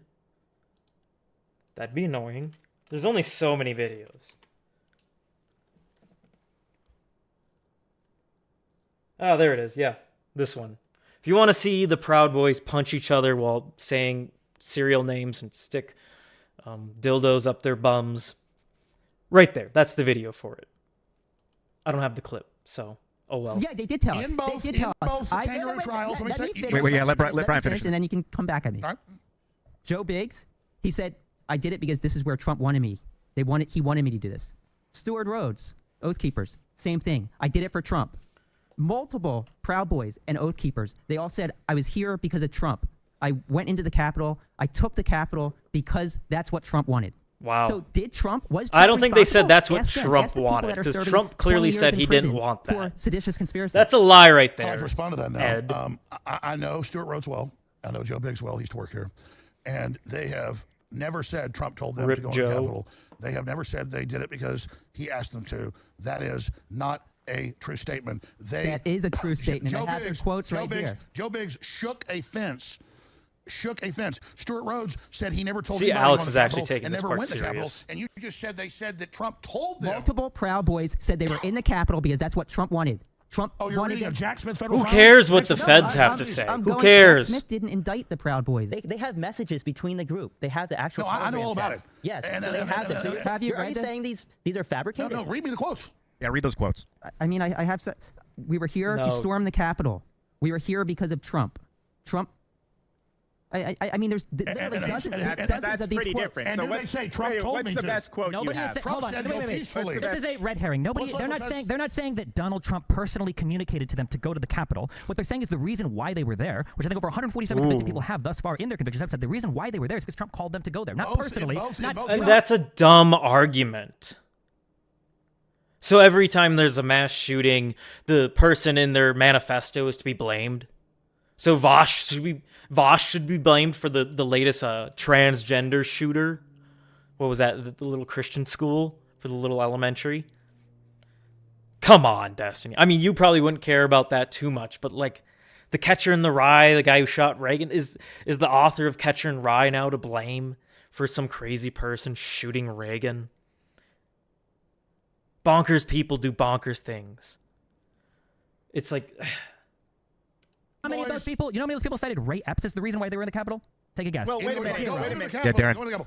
In both Proud Boys and Oath Keepers cases, the Fed said there was no no direct conspiracy. No one is talking about But, that. they went on to say it's a new conspiracy where it's not written or said. They just imagine it. Incitement of violence. I want to be clear. I want to be clear. What is your contention? They added a skip Give me in the there. quote and then what your contention is in relation to the quote. Like Destiny said, there are 140 convictions where the people convicted said, I was there because of Trump. Trump called us to do this. And when I say called us, I don't mean to call them on the phone and say, hey. Now, mind you, they've edited some other portions in this debate, which is a little annoying. One of them was really good. Ed or Brian, one of the two started freaking out at Alex about Sandy Hook and how he lied to him in a Twitter space and went off on all this, trying to make it a big spectacle to humiliate Alex and say, you're wrong, you did all those things, I have the evidence, blah, blah, blah. It was a real sham, to say the least, and that got cut, unsurprisingly. It's a little lame that it got cut. I see no reason to. Alex held his ground. He did really good on it.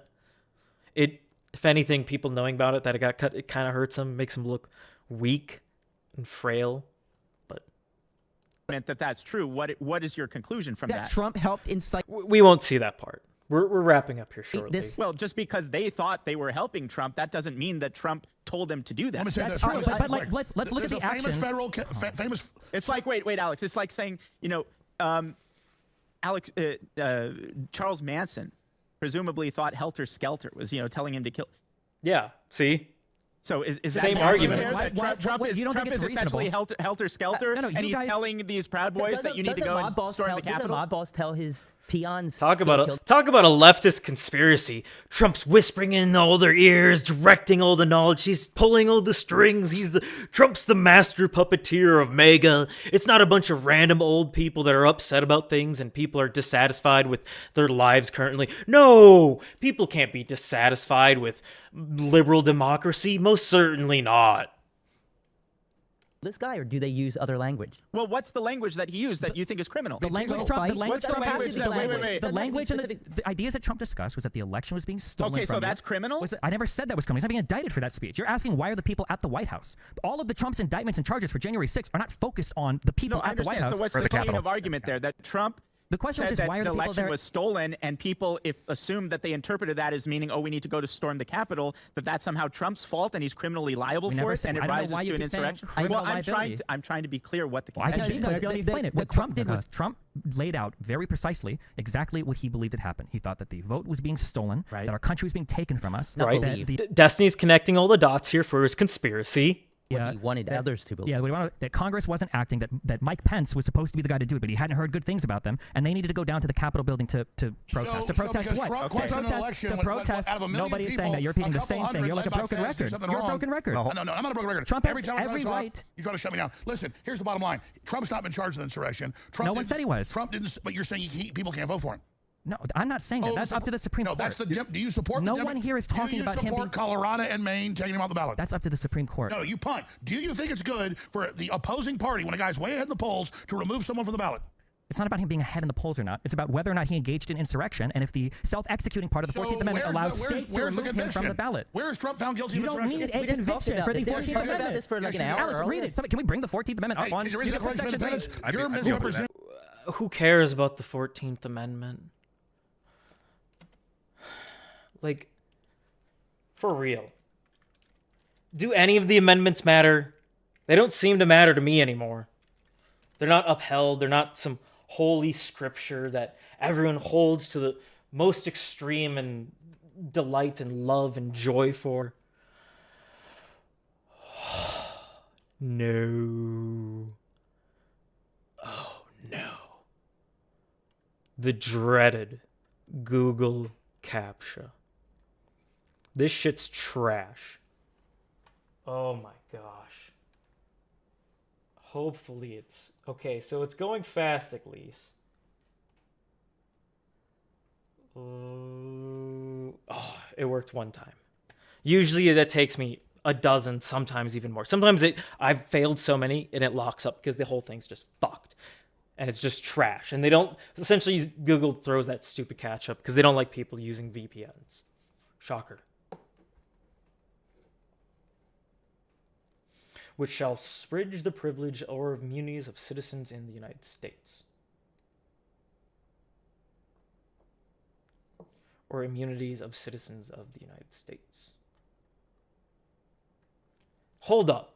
So they're claiming by Trump following the legal process and doing all these things within the system and the institution that he's engaging with on this political matter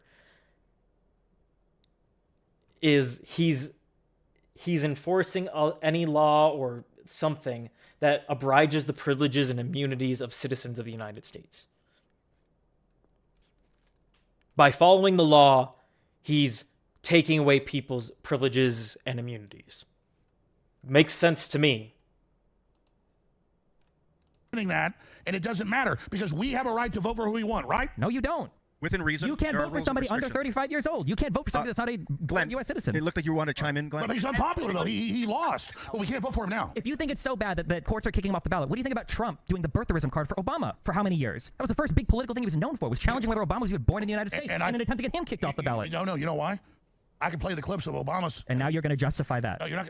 Damn right. That's what it sounded like you're about to do. You're Play the scared of me clips. talking. I'm not scared of you talking. There's clips of Obama and his wife. Wife? He was born in Kenya. Wife? Well, hold up. Wait a minute. Now, wait a minute. Michelle's not a woman. Michelle is not a woman. Michelle is actually Michael.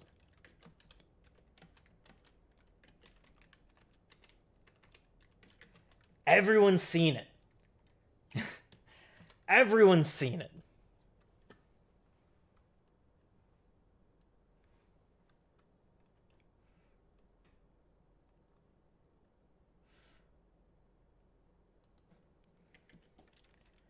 Penis.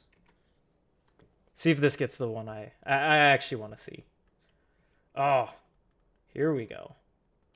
I just want the first one. All right, let's try it again. Hit it. Everyone knows Michelle is Michael. If you haven't seen the Michelle penis pop out, you see it? Right there. Oh, you can't see my cursor. Sweet. It's just bouncing out.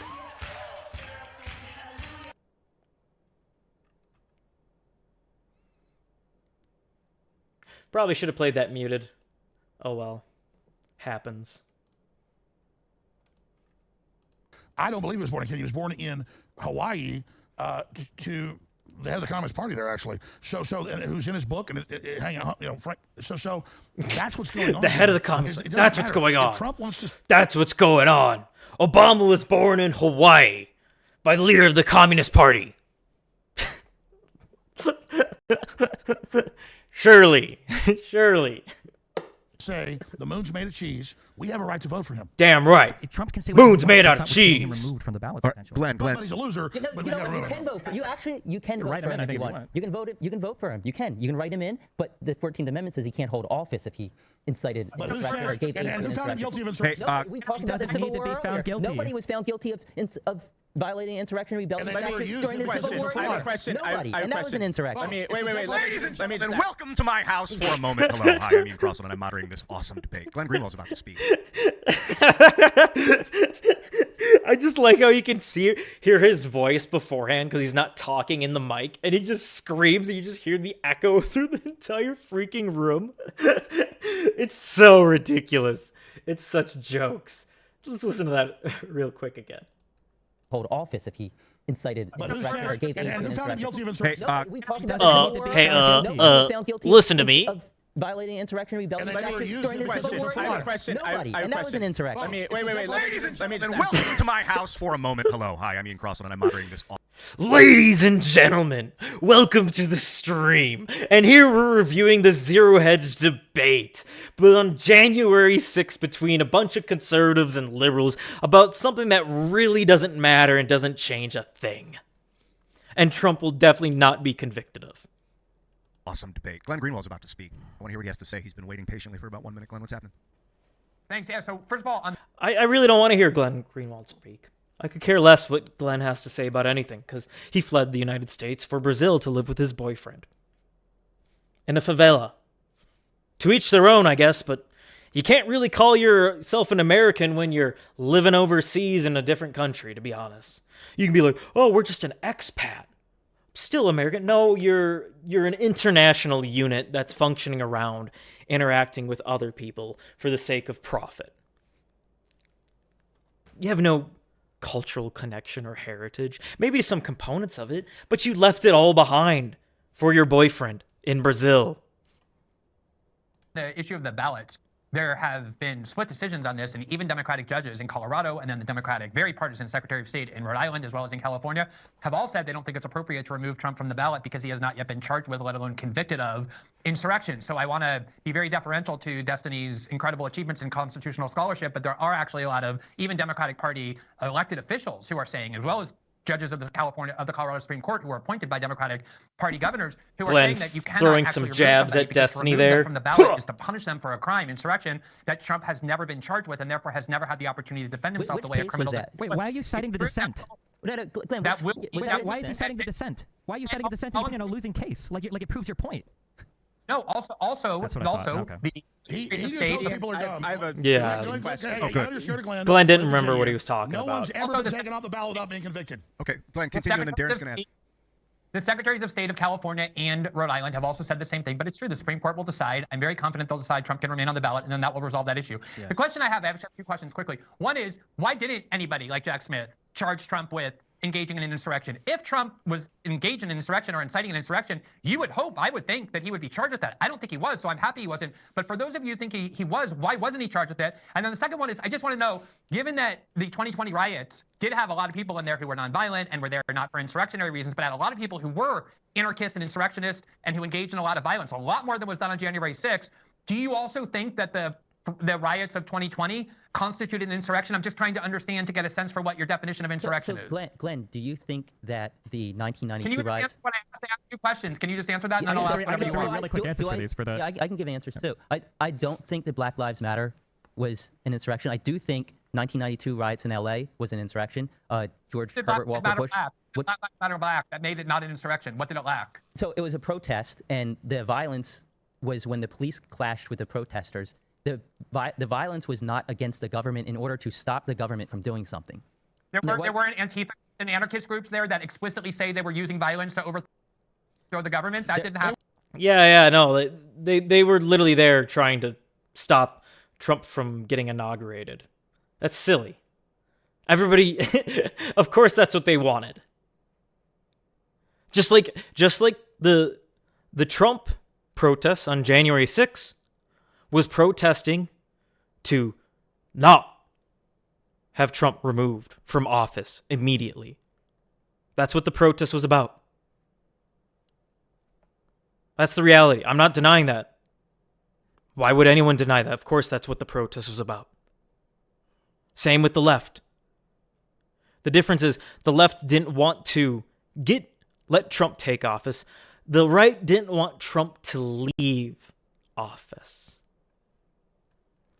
Who's really holding who back? We're firebombing federal courthouses. God, that's not true. They were the bombs on the courthouses. There's nobody. It was at nighttime. There's nobody in there. They were not obstructing anything. The firefighters got to fight it. Arson's a serious crime. They were not there to obstruct an official proceeding of a government. Just burn down a courthouse. That's I want to ask Glenn. Do you think 1992 was an insurrection? Notice you didn't answer Glenn's question. I just did answer it. I just answered it. Yeah, but no. The Democrats. Alex, I did answer it. I specifically answered it. Glenn, please, You answered it. Yeah. But I think the 1982 riots, I recall at the time thinking the Insurrection Act was inappropriately invoked. I'd have to go back and really study the 1992 riots to see the extent of the violence. But I do think that you're asking that indicates why the 2020 riots are way closer to an insurrection than anything happened after the 2020 election. And the reason you're afraid to say that it is an insurrection is purely for ideological and partisan ends, because you don't not true. Liberals were engaged in an insurrection. There's riots every week in America. There's riots every week in America. Only in election year. The seasonal rioting, the seasonal love for black people. The seasonal, we care about racism and voting and rights and morals and justice in the world. The other 3 years, it doesn't really matter. We don't care. We just need your vote for the 1 year. Oh, but there's also the midterms. Ooh. Nobody cares about midterms. Unless there's local things going on. Matter riots were good and bailed them out. You know what? Here's something that I think. Democrats were saying be violent everywhere. When we talk Everybody about get the clips, get him, take the clip and get him. When we talk about an insurrection, when we talk about an insurrection, I got your ass. I want to let Go ahead. Alex sending his boomer trolls after them. Gonna go tell the Krasentines about Gitmo and Flat Earth. We're talking about an insurrection, okay? I think all three of us here would agree that if there was a congressional session or a state legislative session and people were voting on it and BLM rioters went up and they tried to firebomb the House to stop the vote, I think all of us would agree that's an insurrection. No But you guys, hello. They did firebomb. They did firebomb federal buildings. That did happen. And way more violent stuff in capitals than Trump people. Understand. Yes, Oh, space lasers were destroying houses in Hawaii. Okay, you keep bringing back the amount of violence. The amount of violence isn't relevant. All of us here agree that obviously over the entire course. Hell, the left firebombed federal buildings back in the, what was it, the 70s? That communist hippie group that was going around bombing things. Bill Clinton released one of them pretty early. I think it was Dianne Feinstein, something around that name. They'd released early, who's charged for terrorism, political terrorism for leftist sakes, leftist liberties. BLM riots. It's great. When Democrats endorse them, storming is good. Over the course of the BLM riots, there was lots of violence. I think everybody on this side of the table is okay with charging and convicting people. Everybody here is okay with charging and convicting anybody that was guilty of a violent act. However, violence, no matter how much, does not make an insurrection. It's the obstruction or rebellion against the United States for the Jack Smith obstruction charge, obstructing an official process like certifying the vote. Okay, Darren, we're gonna go to Darren. We're gonna go to Darren now. Darren, a question. Yeah. Let me ask this. So first of all, it wasn't just violence. There are aspects of the BLM uprisings that involved, at one point, Trump was forced to go into a secure bunker in the White House. They broke through the Treasury. He called in the National Guard then. Did he remember that? I have a question about the 14th Amendment for Destiny or anyone. So let's assume that it doesn't require a conviction. In your view, who is most appropriate to make that determination? If it doesn't require... Well, so the real answer is it's hard to tell. Personally, I don't like the way the 14th Amendment Section 3 is written. I've got a lot of friends who will hate me for saying that. And I think that the Supreme Court probably will rule against it. Because the problem with the 14th Amendment is the self-executing part of it means basically anybody involved in that balloting process of putting him on the ballot could make that determination. So you basically agree it has to go up to the Supreme Court and be decided before he can be justly removed from ballot. Let me say this. The Declaration of Independence, and you know about insurrection. I want to fix this peacefully. But I have a right, not from the Declaration of Independence, it already points out what's there, to abolish a government when the majority of us agree we're done with it. So, and you got all these movies about Civil War the Democrats are putting out and Obama's putting out. You guys better hope that doesn't happen. We're trying to fix this peacefully. But this is a load of crap. To claim that Republicans and conservatives are this super viral, evil, white supremacist terror group, they're planning crap. No one's buying that. And conservatives and populists and America Firsters see how we're being set up. You say set up, but Donald Trump is the one setting you up. Well, this is my question. Trump said, be peaceful and go to the Capitol. Trump We're going to have a 10-day Senate investigation. I was there. Did Trump have his... I was there! Million hours of footage. Trump had 7 different states create 7 false sets of electors that perjured themselves, saying they were duly elected. I know this. And they shipped all of those to Congress. When I tried to have people that I know put clips of me saying don't go to the Capitol, they would take them down. Or we show clips of people pulling off their Antifa gear, putting on Trump gear, and you know all. Where's the video footage of all the Antifa gear? Yeah. 20,000 people have phones there. Tonight. Oh, everybody. How many Antifa were arrested and charged? Send the trolls. Swarm him like locusts. Yeah, you guys are talking pretty candidly about me. We're not playing clips.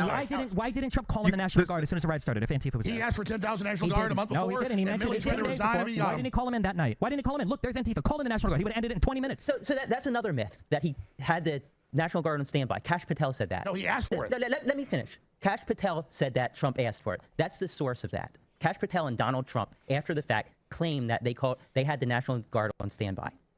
Neither of them testified to that under oath. Do you know who did? The Secretary of State, Department of Defense. Secretary of Defense, Christopher Miller, testified under oath. Trump didn't have it on standby. He asked for it and was refused by Milley. I can pull Washington Post up. He was refused. No, Milley specifically said that's not true. Under oath. Oh, Milley? Yes. Was that between his phone calls to CCP? The Secretary of Defense. Oh, people lied. Who cares? To call in the National Guard. The Secretary of Defense specifically said under oath that Trump never did that. Under oath. Did Trump or Under Cash oath, Patel? they tell people 2 men can have a baby. Can 2 men have a baby? So what? Why do you? Can 2 men have a baby? I thought this was January 6th. No, stop. Yeah, but you guys Another day. Alex, Another day. going under oath. Alex, let me ask you a question. You're criticizing me for quoting somebody under oath. What is your source? If I'm quoting somebody that said something under the penalty of perjury. Your source is, you just know it, that Donald Trump said it to the public? No, we're live on air here, just like when this guy said that. Let's just look up this claim real quick. Might as well. Close this real quick. See if Donald Trump did try to get the National Guard involved.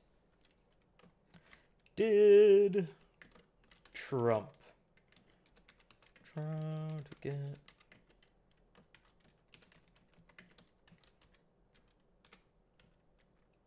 Oh, typos. And misspell. Happens to the best of us. We're not all perfect.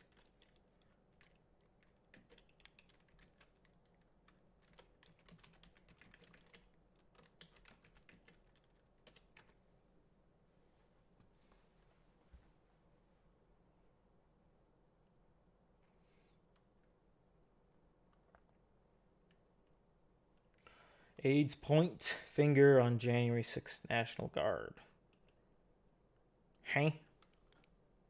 What does the liberal hill have to say about this? Oh, why did it take so long to deploy the National Guard?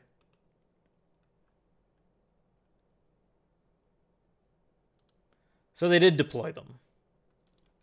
Okay.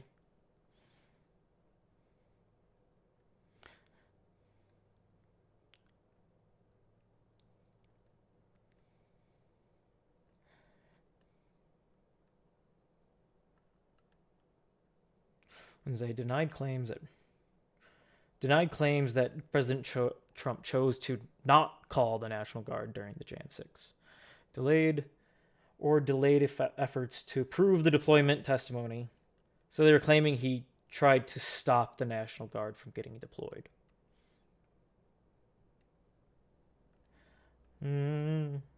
Told by Trump administrator Christopher Miller that Trump never ordered troop deployment. So one person says one thing, the other one says the other thing, and they just completely contradict each other. The authorization came in beforehand. It was relayed to the appropriate officials in D.C. and the Capitol Police.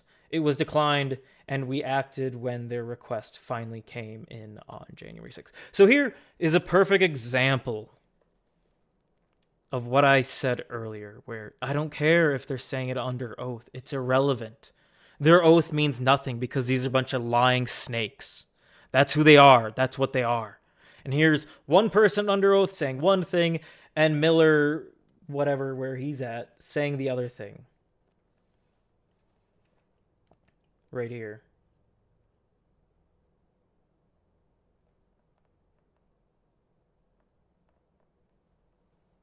So,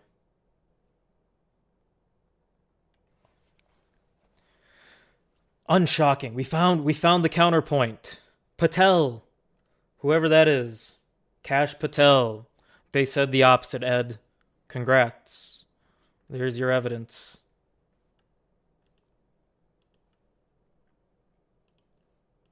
Oh, you're claiming this was done. You don't have proof. Those clips are all there. Everyone's going to pull those up. They're going to see them. So there's clips of Donald Trump calling in the National Guard? No, I'm talking about the last point. No, you didn't answer my question. No, I remember the articles. You just answer my question. You're not listening. Cash Patel. You want my answer? Yeah. Cash Patel. When Trump got firebombed and the White House got attacked, he called for the National Guard, and Milley said, "I'll resign if he doesn't." He then asked the head jurisdiction, it was actually General Flynn's brother, for 10,000 troops, and it was in the news. Anybody? I don't have a computer in front of me. On January 6th. January 6th. No, he asked 2 weeks before that they wanted. It wasn't in the news. Okay, well, boom, gotcha. Everybody get it. Show it. Go ahead. I'm on air right now. He requested. I don't have a National computer. Guard. Hold on. Tell me what you're telling me. You're just hoping. Listen, they're going to get you. Tell me what you're telling me. They're going to get you. Watch X tomorrow. Listen to me carefully. Watch X tomorrow. The trolls are gonna get you. He'll have 5 million views, and it'll be you, and it'll be all the news articles where Milley says he'll resign if Trump went National Guard, and then they did it again, and then General Flynn's brother. For January 5th. That was the I know. That's where it begins. And he asked again, and they also, yeah, it's all there. Okay, but you're making the claim that Trump had. No, you say show it. I'm here. Why would Trump care if Milley would resign if they're all the deep state? Any button If they're you all part click of the on swamp, why Rumble, would it he just just do it anyway? instantly That's what's starts right. screeching. What's going to happen is you're not going to answer that question Here's what's either. going to happen, Doogity. What's going to happen Doogity. is they're all going to get it, and that's the whole. And they're all going to show it, and then we'll see. Yeah, this is making me think about media manipulation in general. Send in the and how swarms. sometimes you see things, sometimes you don't. Sometimes things are real, sometimes they're not, and it leads me to my next question. General for everybody. And by the way, all 6 of you are doing phenomenally, especially you. The first Glenn, good killing it transition. from Brazil, my man. Do you guys think this election was stolen? Wait. 100%. Wait a minute. Was there an arm that just appeared there? I've never noticed that before. I haven't watched this every fucking second. What's going to happen is just they're all going to analyzed get it, and that's the whole. And they're all going to show it. I just think it's and funny. then we'll see. Yeah, this is making me think about media. See if we can see manipulation anything in general interesting on and that how arm, like some sometimes you see things, tattoos. sometimes you don't. Sometimes things are real, sometimes they're not, and it leads me to my next question. General for everybody. And by the way, all 6 of you are doing phenomenally, especially you, Glenn, killing it from Brazil, I'm my just man. being there do you guys was. think this election was stolen? He put in some sheets. 100%. And Absolutely not. And it's my right to say that. But then, covering up the windows with signs, and then all these trucks pulling in, and then the graph where Trump's above, and it perfectly shoots up, and then wins. I guess define stolen. Define that for me before we answer the question. If Well, I mean, anybody as Professor Epstein and others have said, they do it way before suppressing the Hunter Biden laptop, giving you 96% Google Democrat links. Professor it's all the stealing's Epstein? done before. In the algorithm and the censorship. Of the He's control. alive. 5 years ago when I was being He didn't deplatformed, kill himself. I was denying I was being deplatformed and saying there was no censorship. Now we know from the weaponization hearings that all this is going on, and now they're telling us you can't vote for him because he said we won't let you vote for him. I mean, Why is it, if the election was being stolen, why did every single person that Donald Trump trusted to investigate come back and say there was no evidence? It wasn't every single. It was every single. It was not a whole bunch of his lawyers. And most of his legal counsel said that the few that he ended up going with were crazy. You just went in 2 seconds from everyone to most. I said Everybody, everyone you that got he him again. trusted. Show all I the said Trump that lawyers everything that saying it was every stolen. single Got you person again. that Donald Trump trusted to investigate, meaning the Vice President, the Department of Justice, the Cybersecurity Division of the you get how Department of this Homeland works. Security, all of his Everybody's White gonna House take counsel. I know you how it did, works. I know you're and farming then- TikTok clips. Okay, that's what you're doing right now. But the reality is almost Damn every right, single I'm farming person TikTok clips. Wait, 2 minutes ago you said all of them. But he now trusted. it's almost. He didn't ask Sidney No, Powell 30 to go and investigate. no, She you- brought cockamamie schemes to him, and he said, "Oh, maybe these are okay." You just Which, do a by the way, confidence he game. also said. You He just do a also said she confidence was game. crazy. You just said all wouldn't say there was fraud. That he, now I said, most, get the full quote, kind of like you're missing the rest of the 14th Amendment there. Get everything I'm saying. I know that hurts. I know the context hurts people like you. We I'm read really the trying to live 14th you breathe. Amendment, 10 and seconds. we don't care. Anything longer than that destroys everything you're trying to They're claim. telling us no. They got you again. You just said all his lawyers Trump didn't told go him he lost. infringe on and we're gonna people's show you rights. The majority saying he won. Gotcha. Alex, gotcha. He didn't. specifically. Trump didn't infringe on people's rights. Even if the whole process went through and they got the 10-day trial. If they got through the 10-day trial and Trump was still declared the loser and there was no fraud, would the left still be, and he just deposed himself, he just walked off stage, would the left really here be arguing that he was causing an insurrection? Oh, but he wanted to go through the legal process and get all these things that were infringing on people's rights and their votes. No, he wanted an investigation on the votes. If anything, he's upholding people's rights. You just care that he's upholding the wrong people's rights, the people on the right rights. That's all this argument is. It's we matter more than you because we're right, because we're liberal. Specifically, which lawyer said he that Besides actually Eastman, won? Powell, and Giuliani, And, who is yeah, on is his there team anybody here else? claiming Then widespread election fraud? Look, what? we're live on air. I know we're live on air. All these people are convicted and pleaded Yeah, we guilty. are live on air. Folks, get him. let's ask. Get him. I want to ask Glenn. What Get do you him. think, man? Glenn, do you think that this thing was stolen? I think the election was rigged. I'm not somebody who thinks that there's evidence conclusive that the election was stolen. I do think. And you know what? That's a fair argument. I think both sides rig elections. I don't think it's just a left-wing thing, right-wing thing. In fact, I think both sides have been cheating since elections started. Why wouldn't they if they had the opportunity? If they really cared that much about their beliefs and the really convinced. Nah, I'll figure out the word later. But really just, they really believe in what they stand for. Yeah, I think people are going to cheat to get what they want because they really stand for it. It happens all the time. Look at sports. We should be a lot more attentive to when election processes get changed out of the blue, like, oh, because there's COVID, we're going to have a ton of new conventions for how we do mail-in ballots. I think there's a lot of potential for fraud there. I don't think there's evidence that I've seen, at least, that's conclusive that the 2020 election was stolen. I do think, though, it was rigged in all sorts of ways, from internet censorship to all kinds of interference on the part of the U.S. security state, lying and saying that a very incriminating story about Joe Biden was the byproduct of Russian disinformation when it absolutely was not. Facebook and Twitter censoring that story right before the election. These are all examples of corrupting, rigging by institutions of authority. On the question of whether no, I'm not somebody who thinks there's evidence that it was stolen. Well, how would you define the difference between rigging it and stealing it? Rigging it is when institutions of authority cheat or act corruptly in order to manipulate public opinion to prevent stories from getting to them, like those news stories about Joe I Biden, already the said way it that for he you. exploited You could his just family say connections in Ukraine and they China manipulate profit it. for his family, and lying about it and saying that it's Russian disinformation, censoring the internet to prevent stories So from much getting to the public, drivel. having the security state, Gosh. the CIA, and the FBI that's supposed to Glenn have no just role in our doesn't know politics, when being to shut up. He can't shorten what he's talking about. He just loves the sound of his own voice. What's the difference between stealing and rigging? Well, one, you just completely take it and you say it's ours. The other one, you manipulate it in a way in your favor. the ones to cook up those fabrications. That's all examples of rigging and manipulating our democracy the way that we accuse Russia of doing. The U.S. security state, the corporate media, Twitter, and Facebook did that way, way worse. Stealing the election is dumping ballots that were legitimately cast or fabricating ballots in favor of one candidate or the other that actually weren't cast, manipulating the machines in order to have the loser be the winner. That's what I would distinguish between rigging and stealing. So to clarify, do you think that Donald Trump asking Jeffrey Clark to go and threaten the DOJ that if they don't sign on to a false letter, trying to bully states into claiming there was mass election fraud by claiming the DOJ had actually found someone they hadn't, that was testified to under oath. Oh, God, under oath. Do you think that would be considered an act of corruption?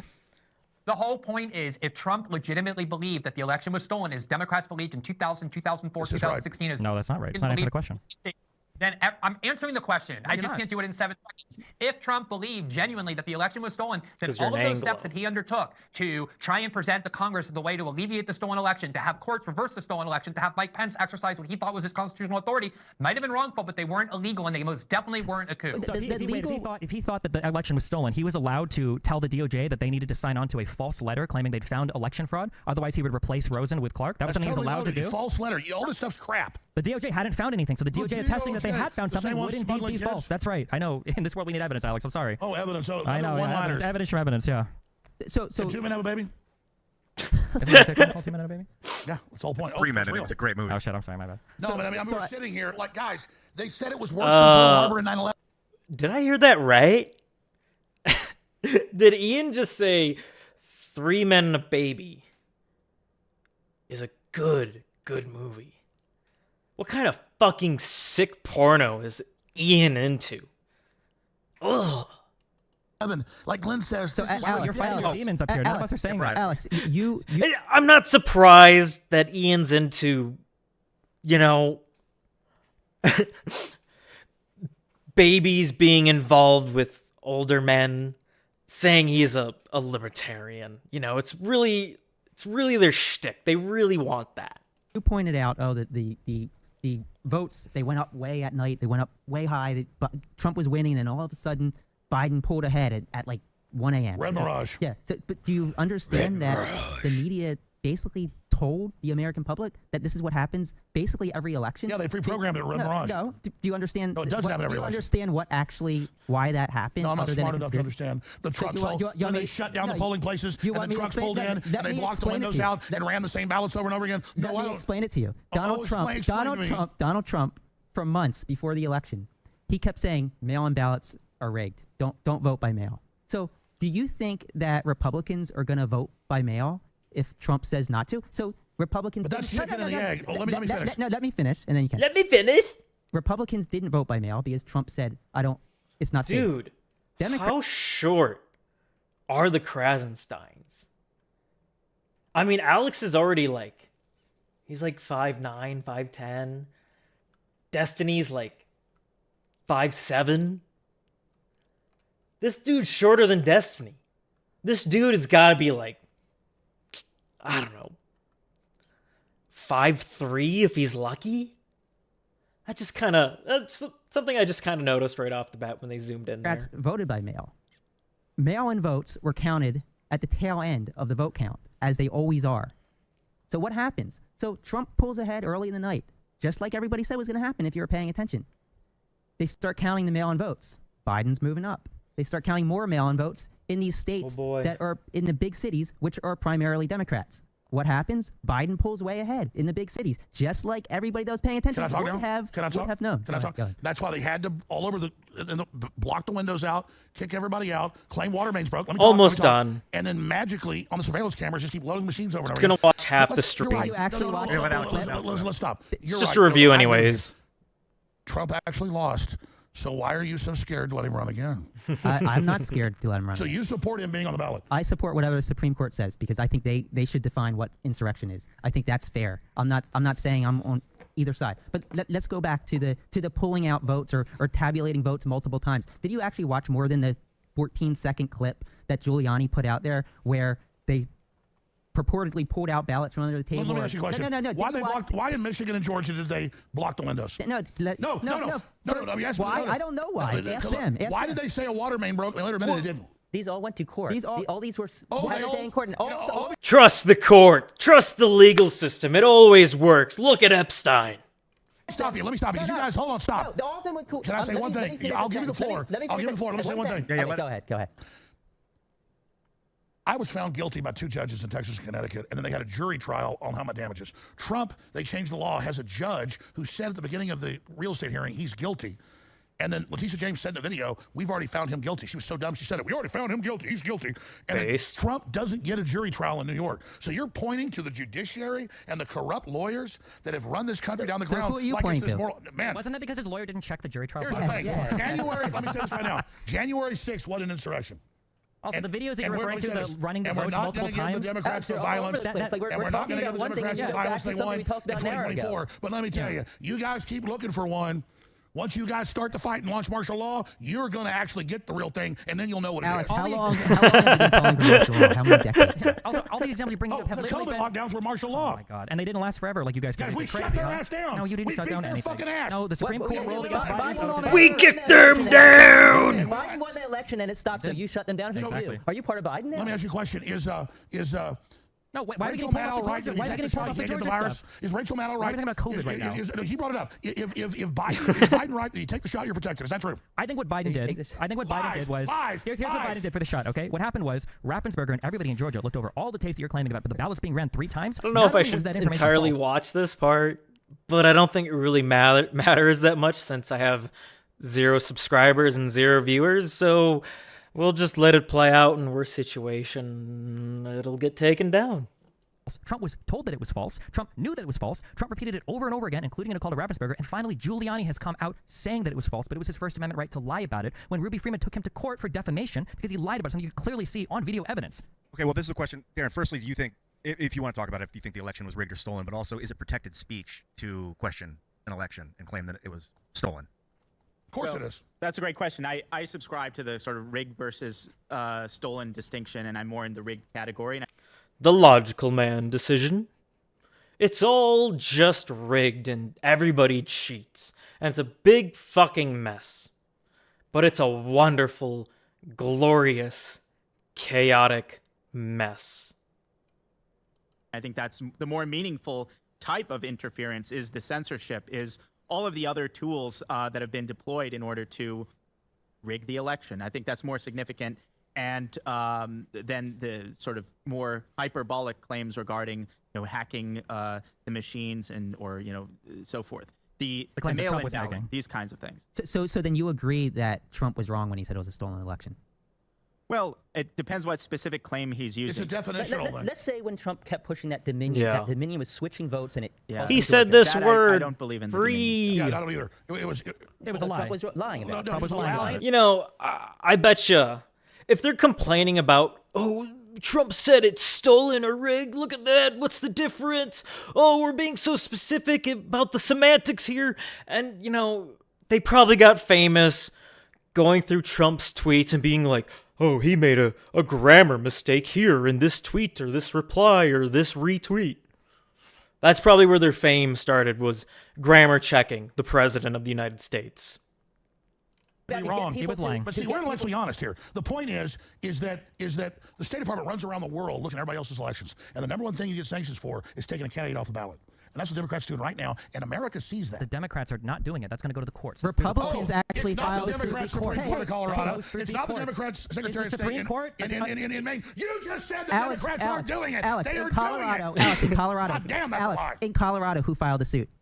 That's 6 people. lie. How many of them were Democrats? What is this, Democrats? How many were Democrats out of the 6? Doesn't matter. No, how many? I know Liz How many, Cheney's a Republican. how many were Republicans who I know filed a Liz suit? Cheney's a Republican. 5 of the 6 people that filed a suit That's in what they have Colorado to to it. get Trump off the ballot were Republican. So stop saying Democrat. Oh, yeah, it's not. Glenn's Democrats don't want Trump off the ballot. Glenn's actually responding. Horseshit. That's not what happened. What happened is the only people who have standing in Colorado to bring suit voted in the Republican primary, which means either Republican voters or independent voters. Although the Beep boop bop beep. their name, the lawsuit See, this is how you know it's and was paid fake. for and was organized by a Democratic Party aligned group called Crew that His boasted his of this and took credit for it. his So, yeah, capacitors they are went Yeah, Glenn. We had some audio feedback, Glenn. If you can hear us, his capacitors are overcharging a little bit. We had and some just buzzing, releasing Glenn. too much I wanna make energy sure and that just everything you said is fucking up the clearly heard. signal. So we're going to fix that and then get back to you. Let's go back. Glenn, go ahead and talk again. Let's see. Yeah, try it out.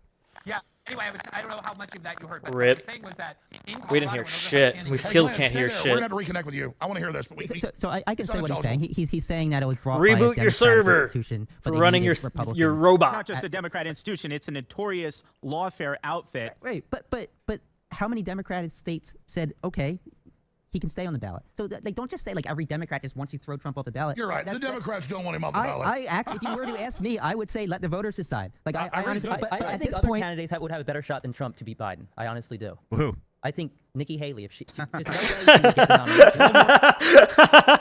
nomination. Well, that didn't last long, saying Trump won New Hampshire.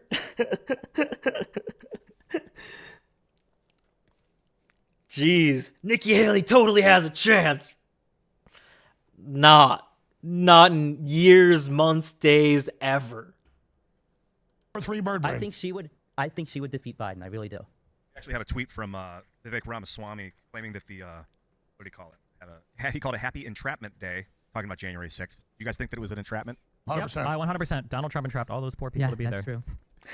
He probably thought he'd bail them out. That's why Or I then he told him to pardoned be them like he did peaceful. every other That's why person I in his said, campaign "Go that be was convicted peaceful. of any crime. We want a 10-day investigation. That's why I said be peaceful. Yeah, because Trump was always calling. You know, you can't disagree with him here entirely. Trump didn't do shit. He could have pardoned all those people and settled all these things. And hopefully he will when he gets back in office. If he gets back in office, but, you know, he should have known the way the things were going that he can't use the system and the institutions that are all opposing him and against him in his favor. If you play the game, a losing game, you lose the game. And the game's rigged against you. So why would you play the game? He also called for them to fight like hell, and Giuliani said that Fight like hell means for our freedom and our vote and our country. Okay, and people can say things that they don't mean in order Hey, to... when you go to a high school football game at a pep rally, and they go, and then the cheerleaders go, fight, fight, fight, fight. Trial by combat, that doesn't mean anything either. That's a legal term. I think the thing that's most instructive, the things that's most instructive to see what Donald Trump wanted to happen that day is that when he sat down and he watched the violence unfolding on TV, when he saw the people fighting with cops, when he got notification that Ashley Babbitt had been shot, Donald Trump did not take steps to stop the violence that day. Instead, him and Giuliani. Lies! Ashley Babbitt wasn't shot. It was all a psyop. All a conspiracy. It was fake. It was propped up by the media. They didn't give her medical attention for about a minute in the video. There was no blood after being shot in the neck, even though some guy claimed she was shot in the chest afterwards. But a guy can just mess it up. And he can also just mess up not, putting pressure on the wound for a minute after getting shot. That's like common sense there. Especially if you're a right-winger, I hope you know a little bit of, knowledge about guns and bullets and gaping wounds. Made phone calls to senators and congressmen trying to get them to stall the vote. What do you guys think ethically about people in politics telling people to go fight? The only gaping wound leftists know anything about is their wife's pussy getting fucked by their neighbor. Wah, wah, wah. Fell flat. Oh well. For stream, shit on me. Look, we're not a neutered population. I mean, I have Democrats, during the impeachment for this, they shut it down when finally Trump put a 5-minute video on of Democrats saying, attack them at grocery stores, attack them at gas stations, attack. We need civil insurrection. What do we think about the term battleground state? Yeah. You know, it's... The problem this is not typical political rhetoric. It's the context. It's not. Go ahead. Nobody is upset because Donald Trump said fight like hell. People are upset because for months or years, really even in 2016, Donald Trump has consistently attacked and undermined the electoral process with absolutely no good reason. No, it's the Democrats said he was a Russian agent. And the Democrats falsely said he was a Russian January agent 6th, and sick the deep state on him for the 4 years of his administration. That every single appointee that he made. The deep state. Any evidence Trump's a Russian agent? No, but that's why he wasn't convicted or charged of any crimes for it. They were the ones saying that the American voters charged with were crimes for being a Russian by the agent? Russians. Was he they charged? were the ones saying, Alex, was he charged with a crime for that? No, but they just spread lies about it and caused an insurrection at the Capitol about it. What's the difference, Destiny? What's the difference? They lied about it, Antifa rioted about it, and there was an insurrection by your own very standards about it. You shot yourself in the foot with that one, buddy. Was he charged with a crime for that? They tried. They tried. Wait, but the Hillary why didn't they just charge him falsely? They haven't charged him for insurrection. Wait. Why did is Jack Smith currently get to indict him, but not for Trump is going to steal the election? Why didn't he get an indictment? Is Hillary saying Trump's going to steal the election? Why is Hillary saying Trump's going to steal the election? Why is Hillary saying Trump's going to wasn't Trump indicted? Why is Hillary saying Trump's going to Guys. Why is Hillary saying Trump's going to steal the election? I'm about to stand up, just so you know, and that would be good TV. Stand up. But I'm not going to do it. Well, he won't stop, Well, and I will dominate. What we need to do, You don't answer questions. guys, what we need to do. No, I do answer Listen to me for a moment. Listen to me for a moment. We are. We don't speak over. We can't be speaking over the moderator. He doesn't like it when you do that. Because he's in charge. This is his show. I'm in charge. As you cry and scream. Over each other, what we do is we listen to each other, take turns. It becomes way better. Well, I have a question. I agree. What can I? No. You spurging out constantly makes better TV. This is entertainment. We have a showman on stage, putting on a wonderful spectacle for all to witness, making grandiose claims and fools out of those on his left. And them doing it on the opponents on the right. That's what this is blood sports, Ian. But you just don't get it. It's conflict. It's disagreement. It's violence that you don't like. You know, linguistic violence. As the left side's claiming Trump was doing by saying he's lying about the stolen election, even though the left lied about him being a Russian agent, caused by their own very standards an insurrection. That's what's going on. And you just don't get it. And every time he engages with these people, he's constantly screaming and screeching. It's glorious. And you know what? That's not even the best one. Listen to me! This one, right here. Let's rewatch that. Where are we at? About to stand up. Hillary Why saying wasn't Trump's Trump guys, indicted? Why is Hillary All saying right, Trump's I'm about to stand up, just so you know. About to stand and that would up. be good TV, but I'm not going to do it. Well, he won't stop, Well, and Alex, I will dominate. What we need to do, You don't answer questions. guys, what we need to do. No, I do answer Listen to me for a. Listen to me! I'm in control.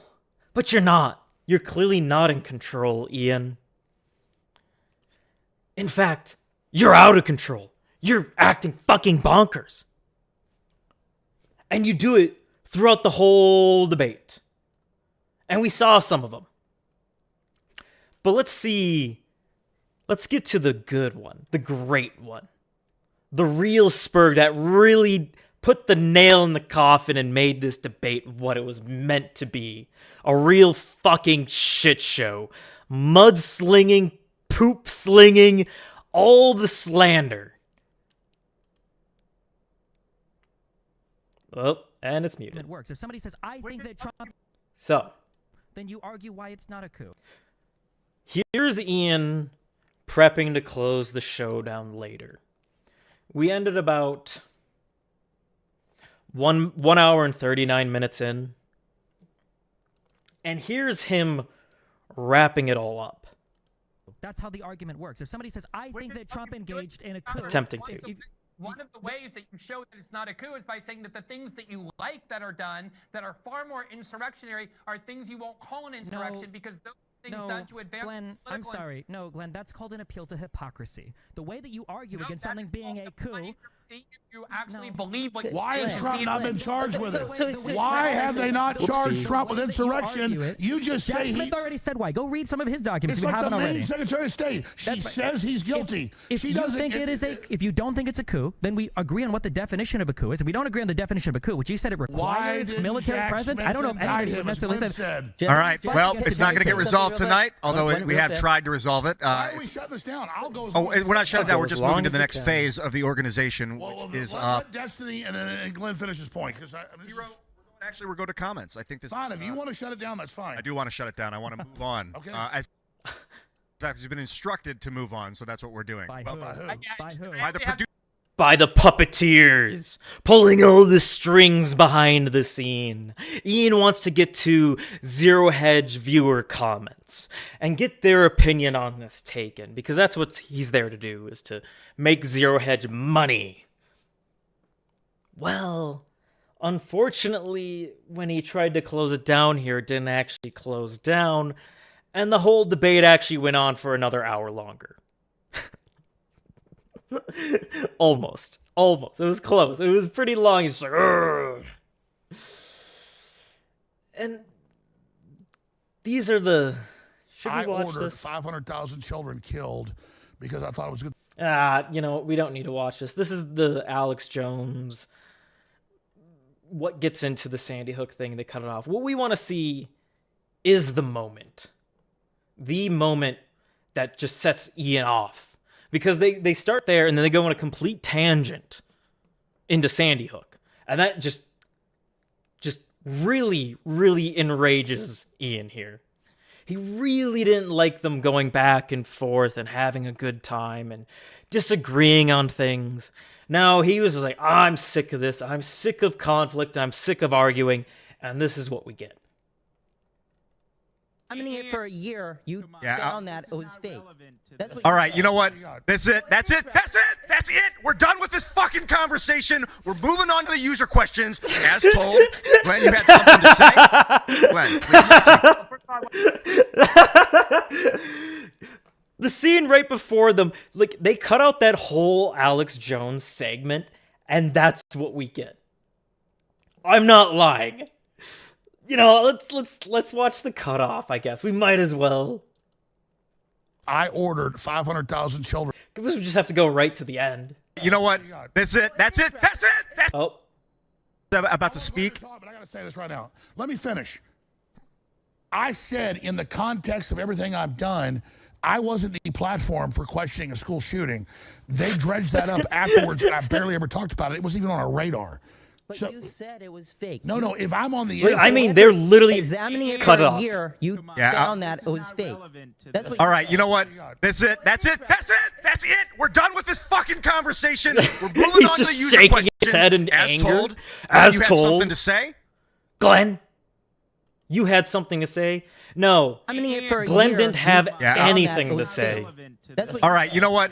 That's it. We're done Truly, with this fucking conversation. This We're moving on to the user moment. questions. As told. Glenn, you had something to say? Glenn, please. It really wraps the whole thing up. It really does.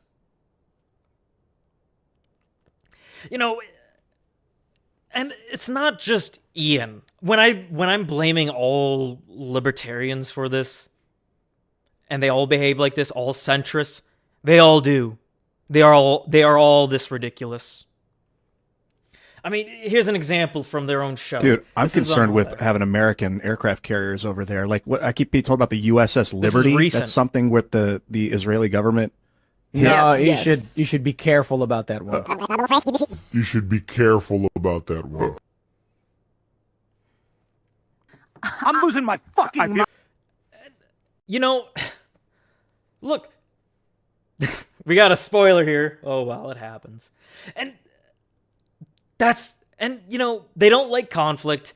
Tim Pool's there ignoring the USS Liberty, ignoring Ian's remarks. He wants to bring this up and talk about it. And he's like, no, we can't have that. It's not because of the topic. It's just because we can't have this disagreement on here. It's not about the topic. It's just more of we can't have any conflict or conflicting messages coming out. And when they actually get into conflict and disagreements, this is Tim Pool now yelling at his fellow co-host Bozo and the woman he's trying to have sex with, because that's on their show. Bozo, women he's trying to have sex with, they're arguing over whether Trump supported the vaccine, not, and this, and COVID, and all these things. And this is what Tim Pool I'm had losing to my respond. fucking mind. I feel like I'm moderating You guys a Zero won't Hedge shut the debate. fuck up. Yeah, dude. Shut This the is what I fuck felt like up. at the Zero Hedge debate. See? Oh, fuck you. Dude, I'm losing my...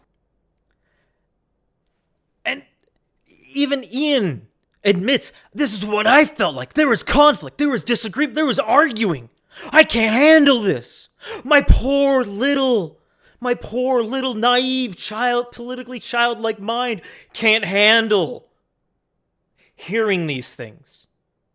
I can't handle hearing yelling and disagreeing. It hurts my fifis. It just makes me uncomfortable. Oh, poor Ian, poor Tim, poor centrist. Oh, I'm sorry people don't get along and disagree and argue.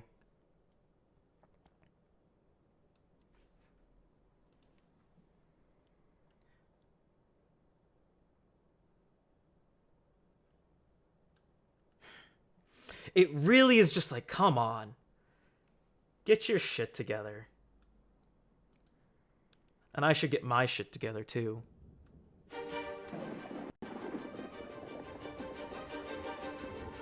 So, we've seen the spurg out that was heard throughout the world. The moment which was set the parameters for 2024. And what a doozy was it. We had clones, robots, a couple cock-thirsty creeps, and a NEET. With all the shouting and shrieking your average lurker could ever ask for. There was romance, struggle, and fights to all of our delight. We were delivered first-hand IRL experience of centrist left-wingers actually having to deal with political conflict between the different representatives. And they showed their true colors, or lack thereof. The centrists failed to maintain the civility, structure, and organization of this blood sports debate. Because centrists are ignorant fools who lack all originality and charisma. Centrists lack all understanding of the current political dilemma we are witnessing right here on stage with this stream. People argue that the leftists are the real fools, who are truly delusional beyond any sane comprehension. At the very least, liberals consider conservatives to be their enemy, and the vice versa on the right. But the issue with the centrists is that they want everyone to hold hands and sing Kumbaya. They cower from all disagreement and strife, because if it's not civil, it's not productive. But the issue here is civility dies with civilization, and the civilization we are currently living in is a rotten, mangled corpse that is wandering the earth, pissing and shitting on itself, while devouring everything it comes across. The left enjoys the mangled corpse because they get to pleasure themselves with every materialistic desire that Leviathan can get its hands on. While the right is like, hey, guys, the vessel this corpse are all riding on, it's deteriorating, and we should probably do something about this. Besides just masturbating to perpetually endless conflicts that have arisen from the vessel decaying. While centrists are like, guys, come on, left, right. We really need to come together and set our differences aside. We can all agree on so many things. We all like children. We all enjoy video entertainment, and who doesn't like to come? So why don't you all come on down to my libertarian lolicon convention, and we will bust one out. Yeah! I think that'll totally work out, libertarians. I think we can really make amends with the left. I don't think we need to completely change this system and how it operates and interacts with one another. No! No! We just need to work together and the system will function how it was made to function. Chaotic. Inefficient. Yet, when the politically inept are confronted with the reality of the utter disgust the opposing factions have for one another, they just lose their fucking minds, as the dim fool Tim Pool put it, and throw a temper tantrum to perfectly represent their childlike naivety when it comes to politics. Hence the constant hissy fits. And because of these autistic fits of rage, I have to give the debate an all-around score of an A+. Truly a must-watch debate. We ended at 143, I believe? 39, 140. I encourage all of you to go there and finish the debate on ZeroHedge, on Rumble. The URL is right there in the video. You can look at it, or you can just look it up. It's easy. You just search ZeroHedge. And I suggest you hit the like button. Ooh.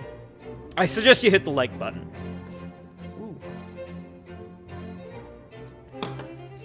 So go there, hit the like button.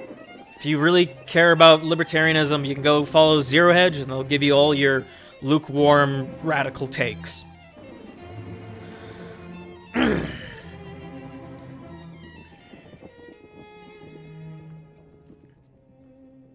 And, you know, some of you are probably wondering, but oh, we had all this chaos, this bloodthirst, this fighting. But all we want to watch is the deep intellectual discussion on January 6th, because it is such a serious topic. Well, all of the intellectual discussion is all there, along with the yelling, mudslinging, and catty comments, threats of violence, and deranged rambles from an alcoholic. To top it off, every time our moderator says anything, it's like hearing a child 2 aisles over screaming over not getting their favorite gummies. It's one of the greatest debates that man has ever engaged. Great job, ZeroHedge. Make sure to bring my boy Ian back. Make sure to bring my boy Ian back, as long as he can still stomach the confrontation. Because I don't think he can. And if he can't, that's even better. I want him to be throwing up on stage in utter disgust with the people engaging with one another.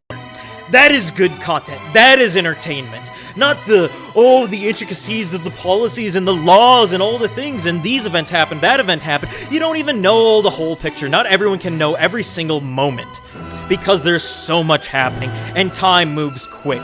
And it's a big world, and it's really tight.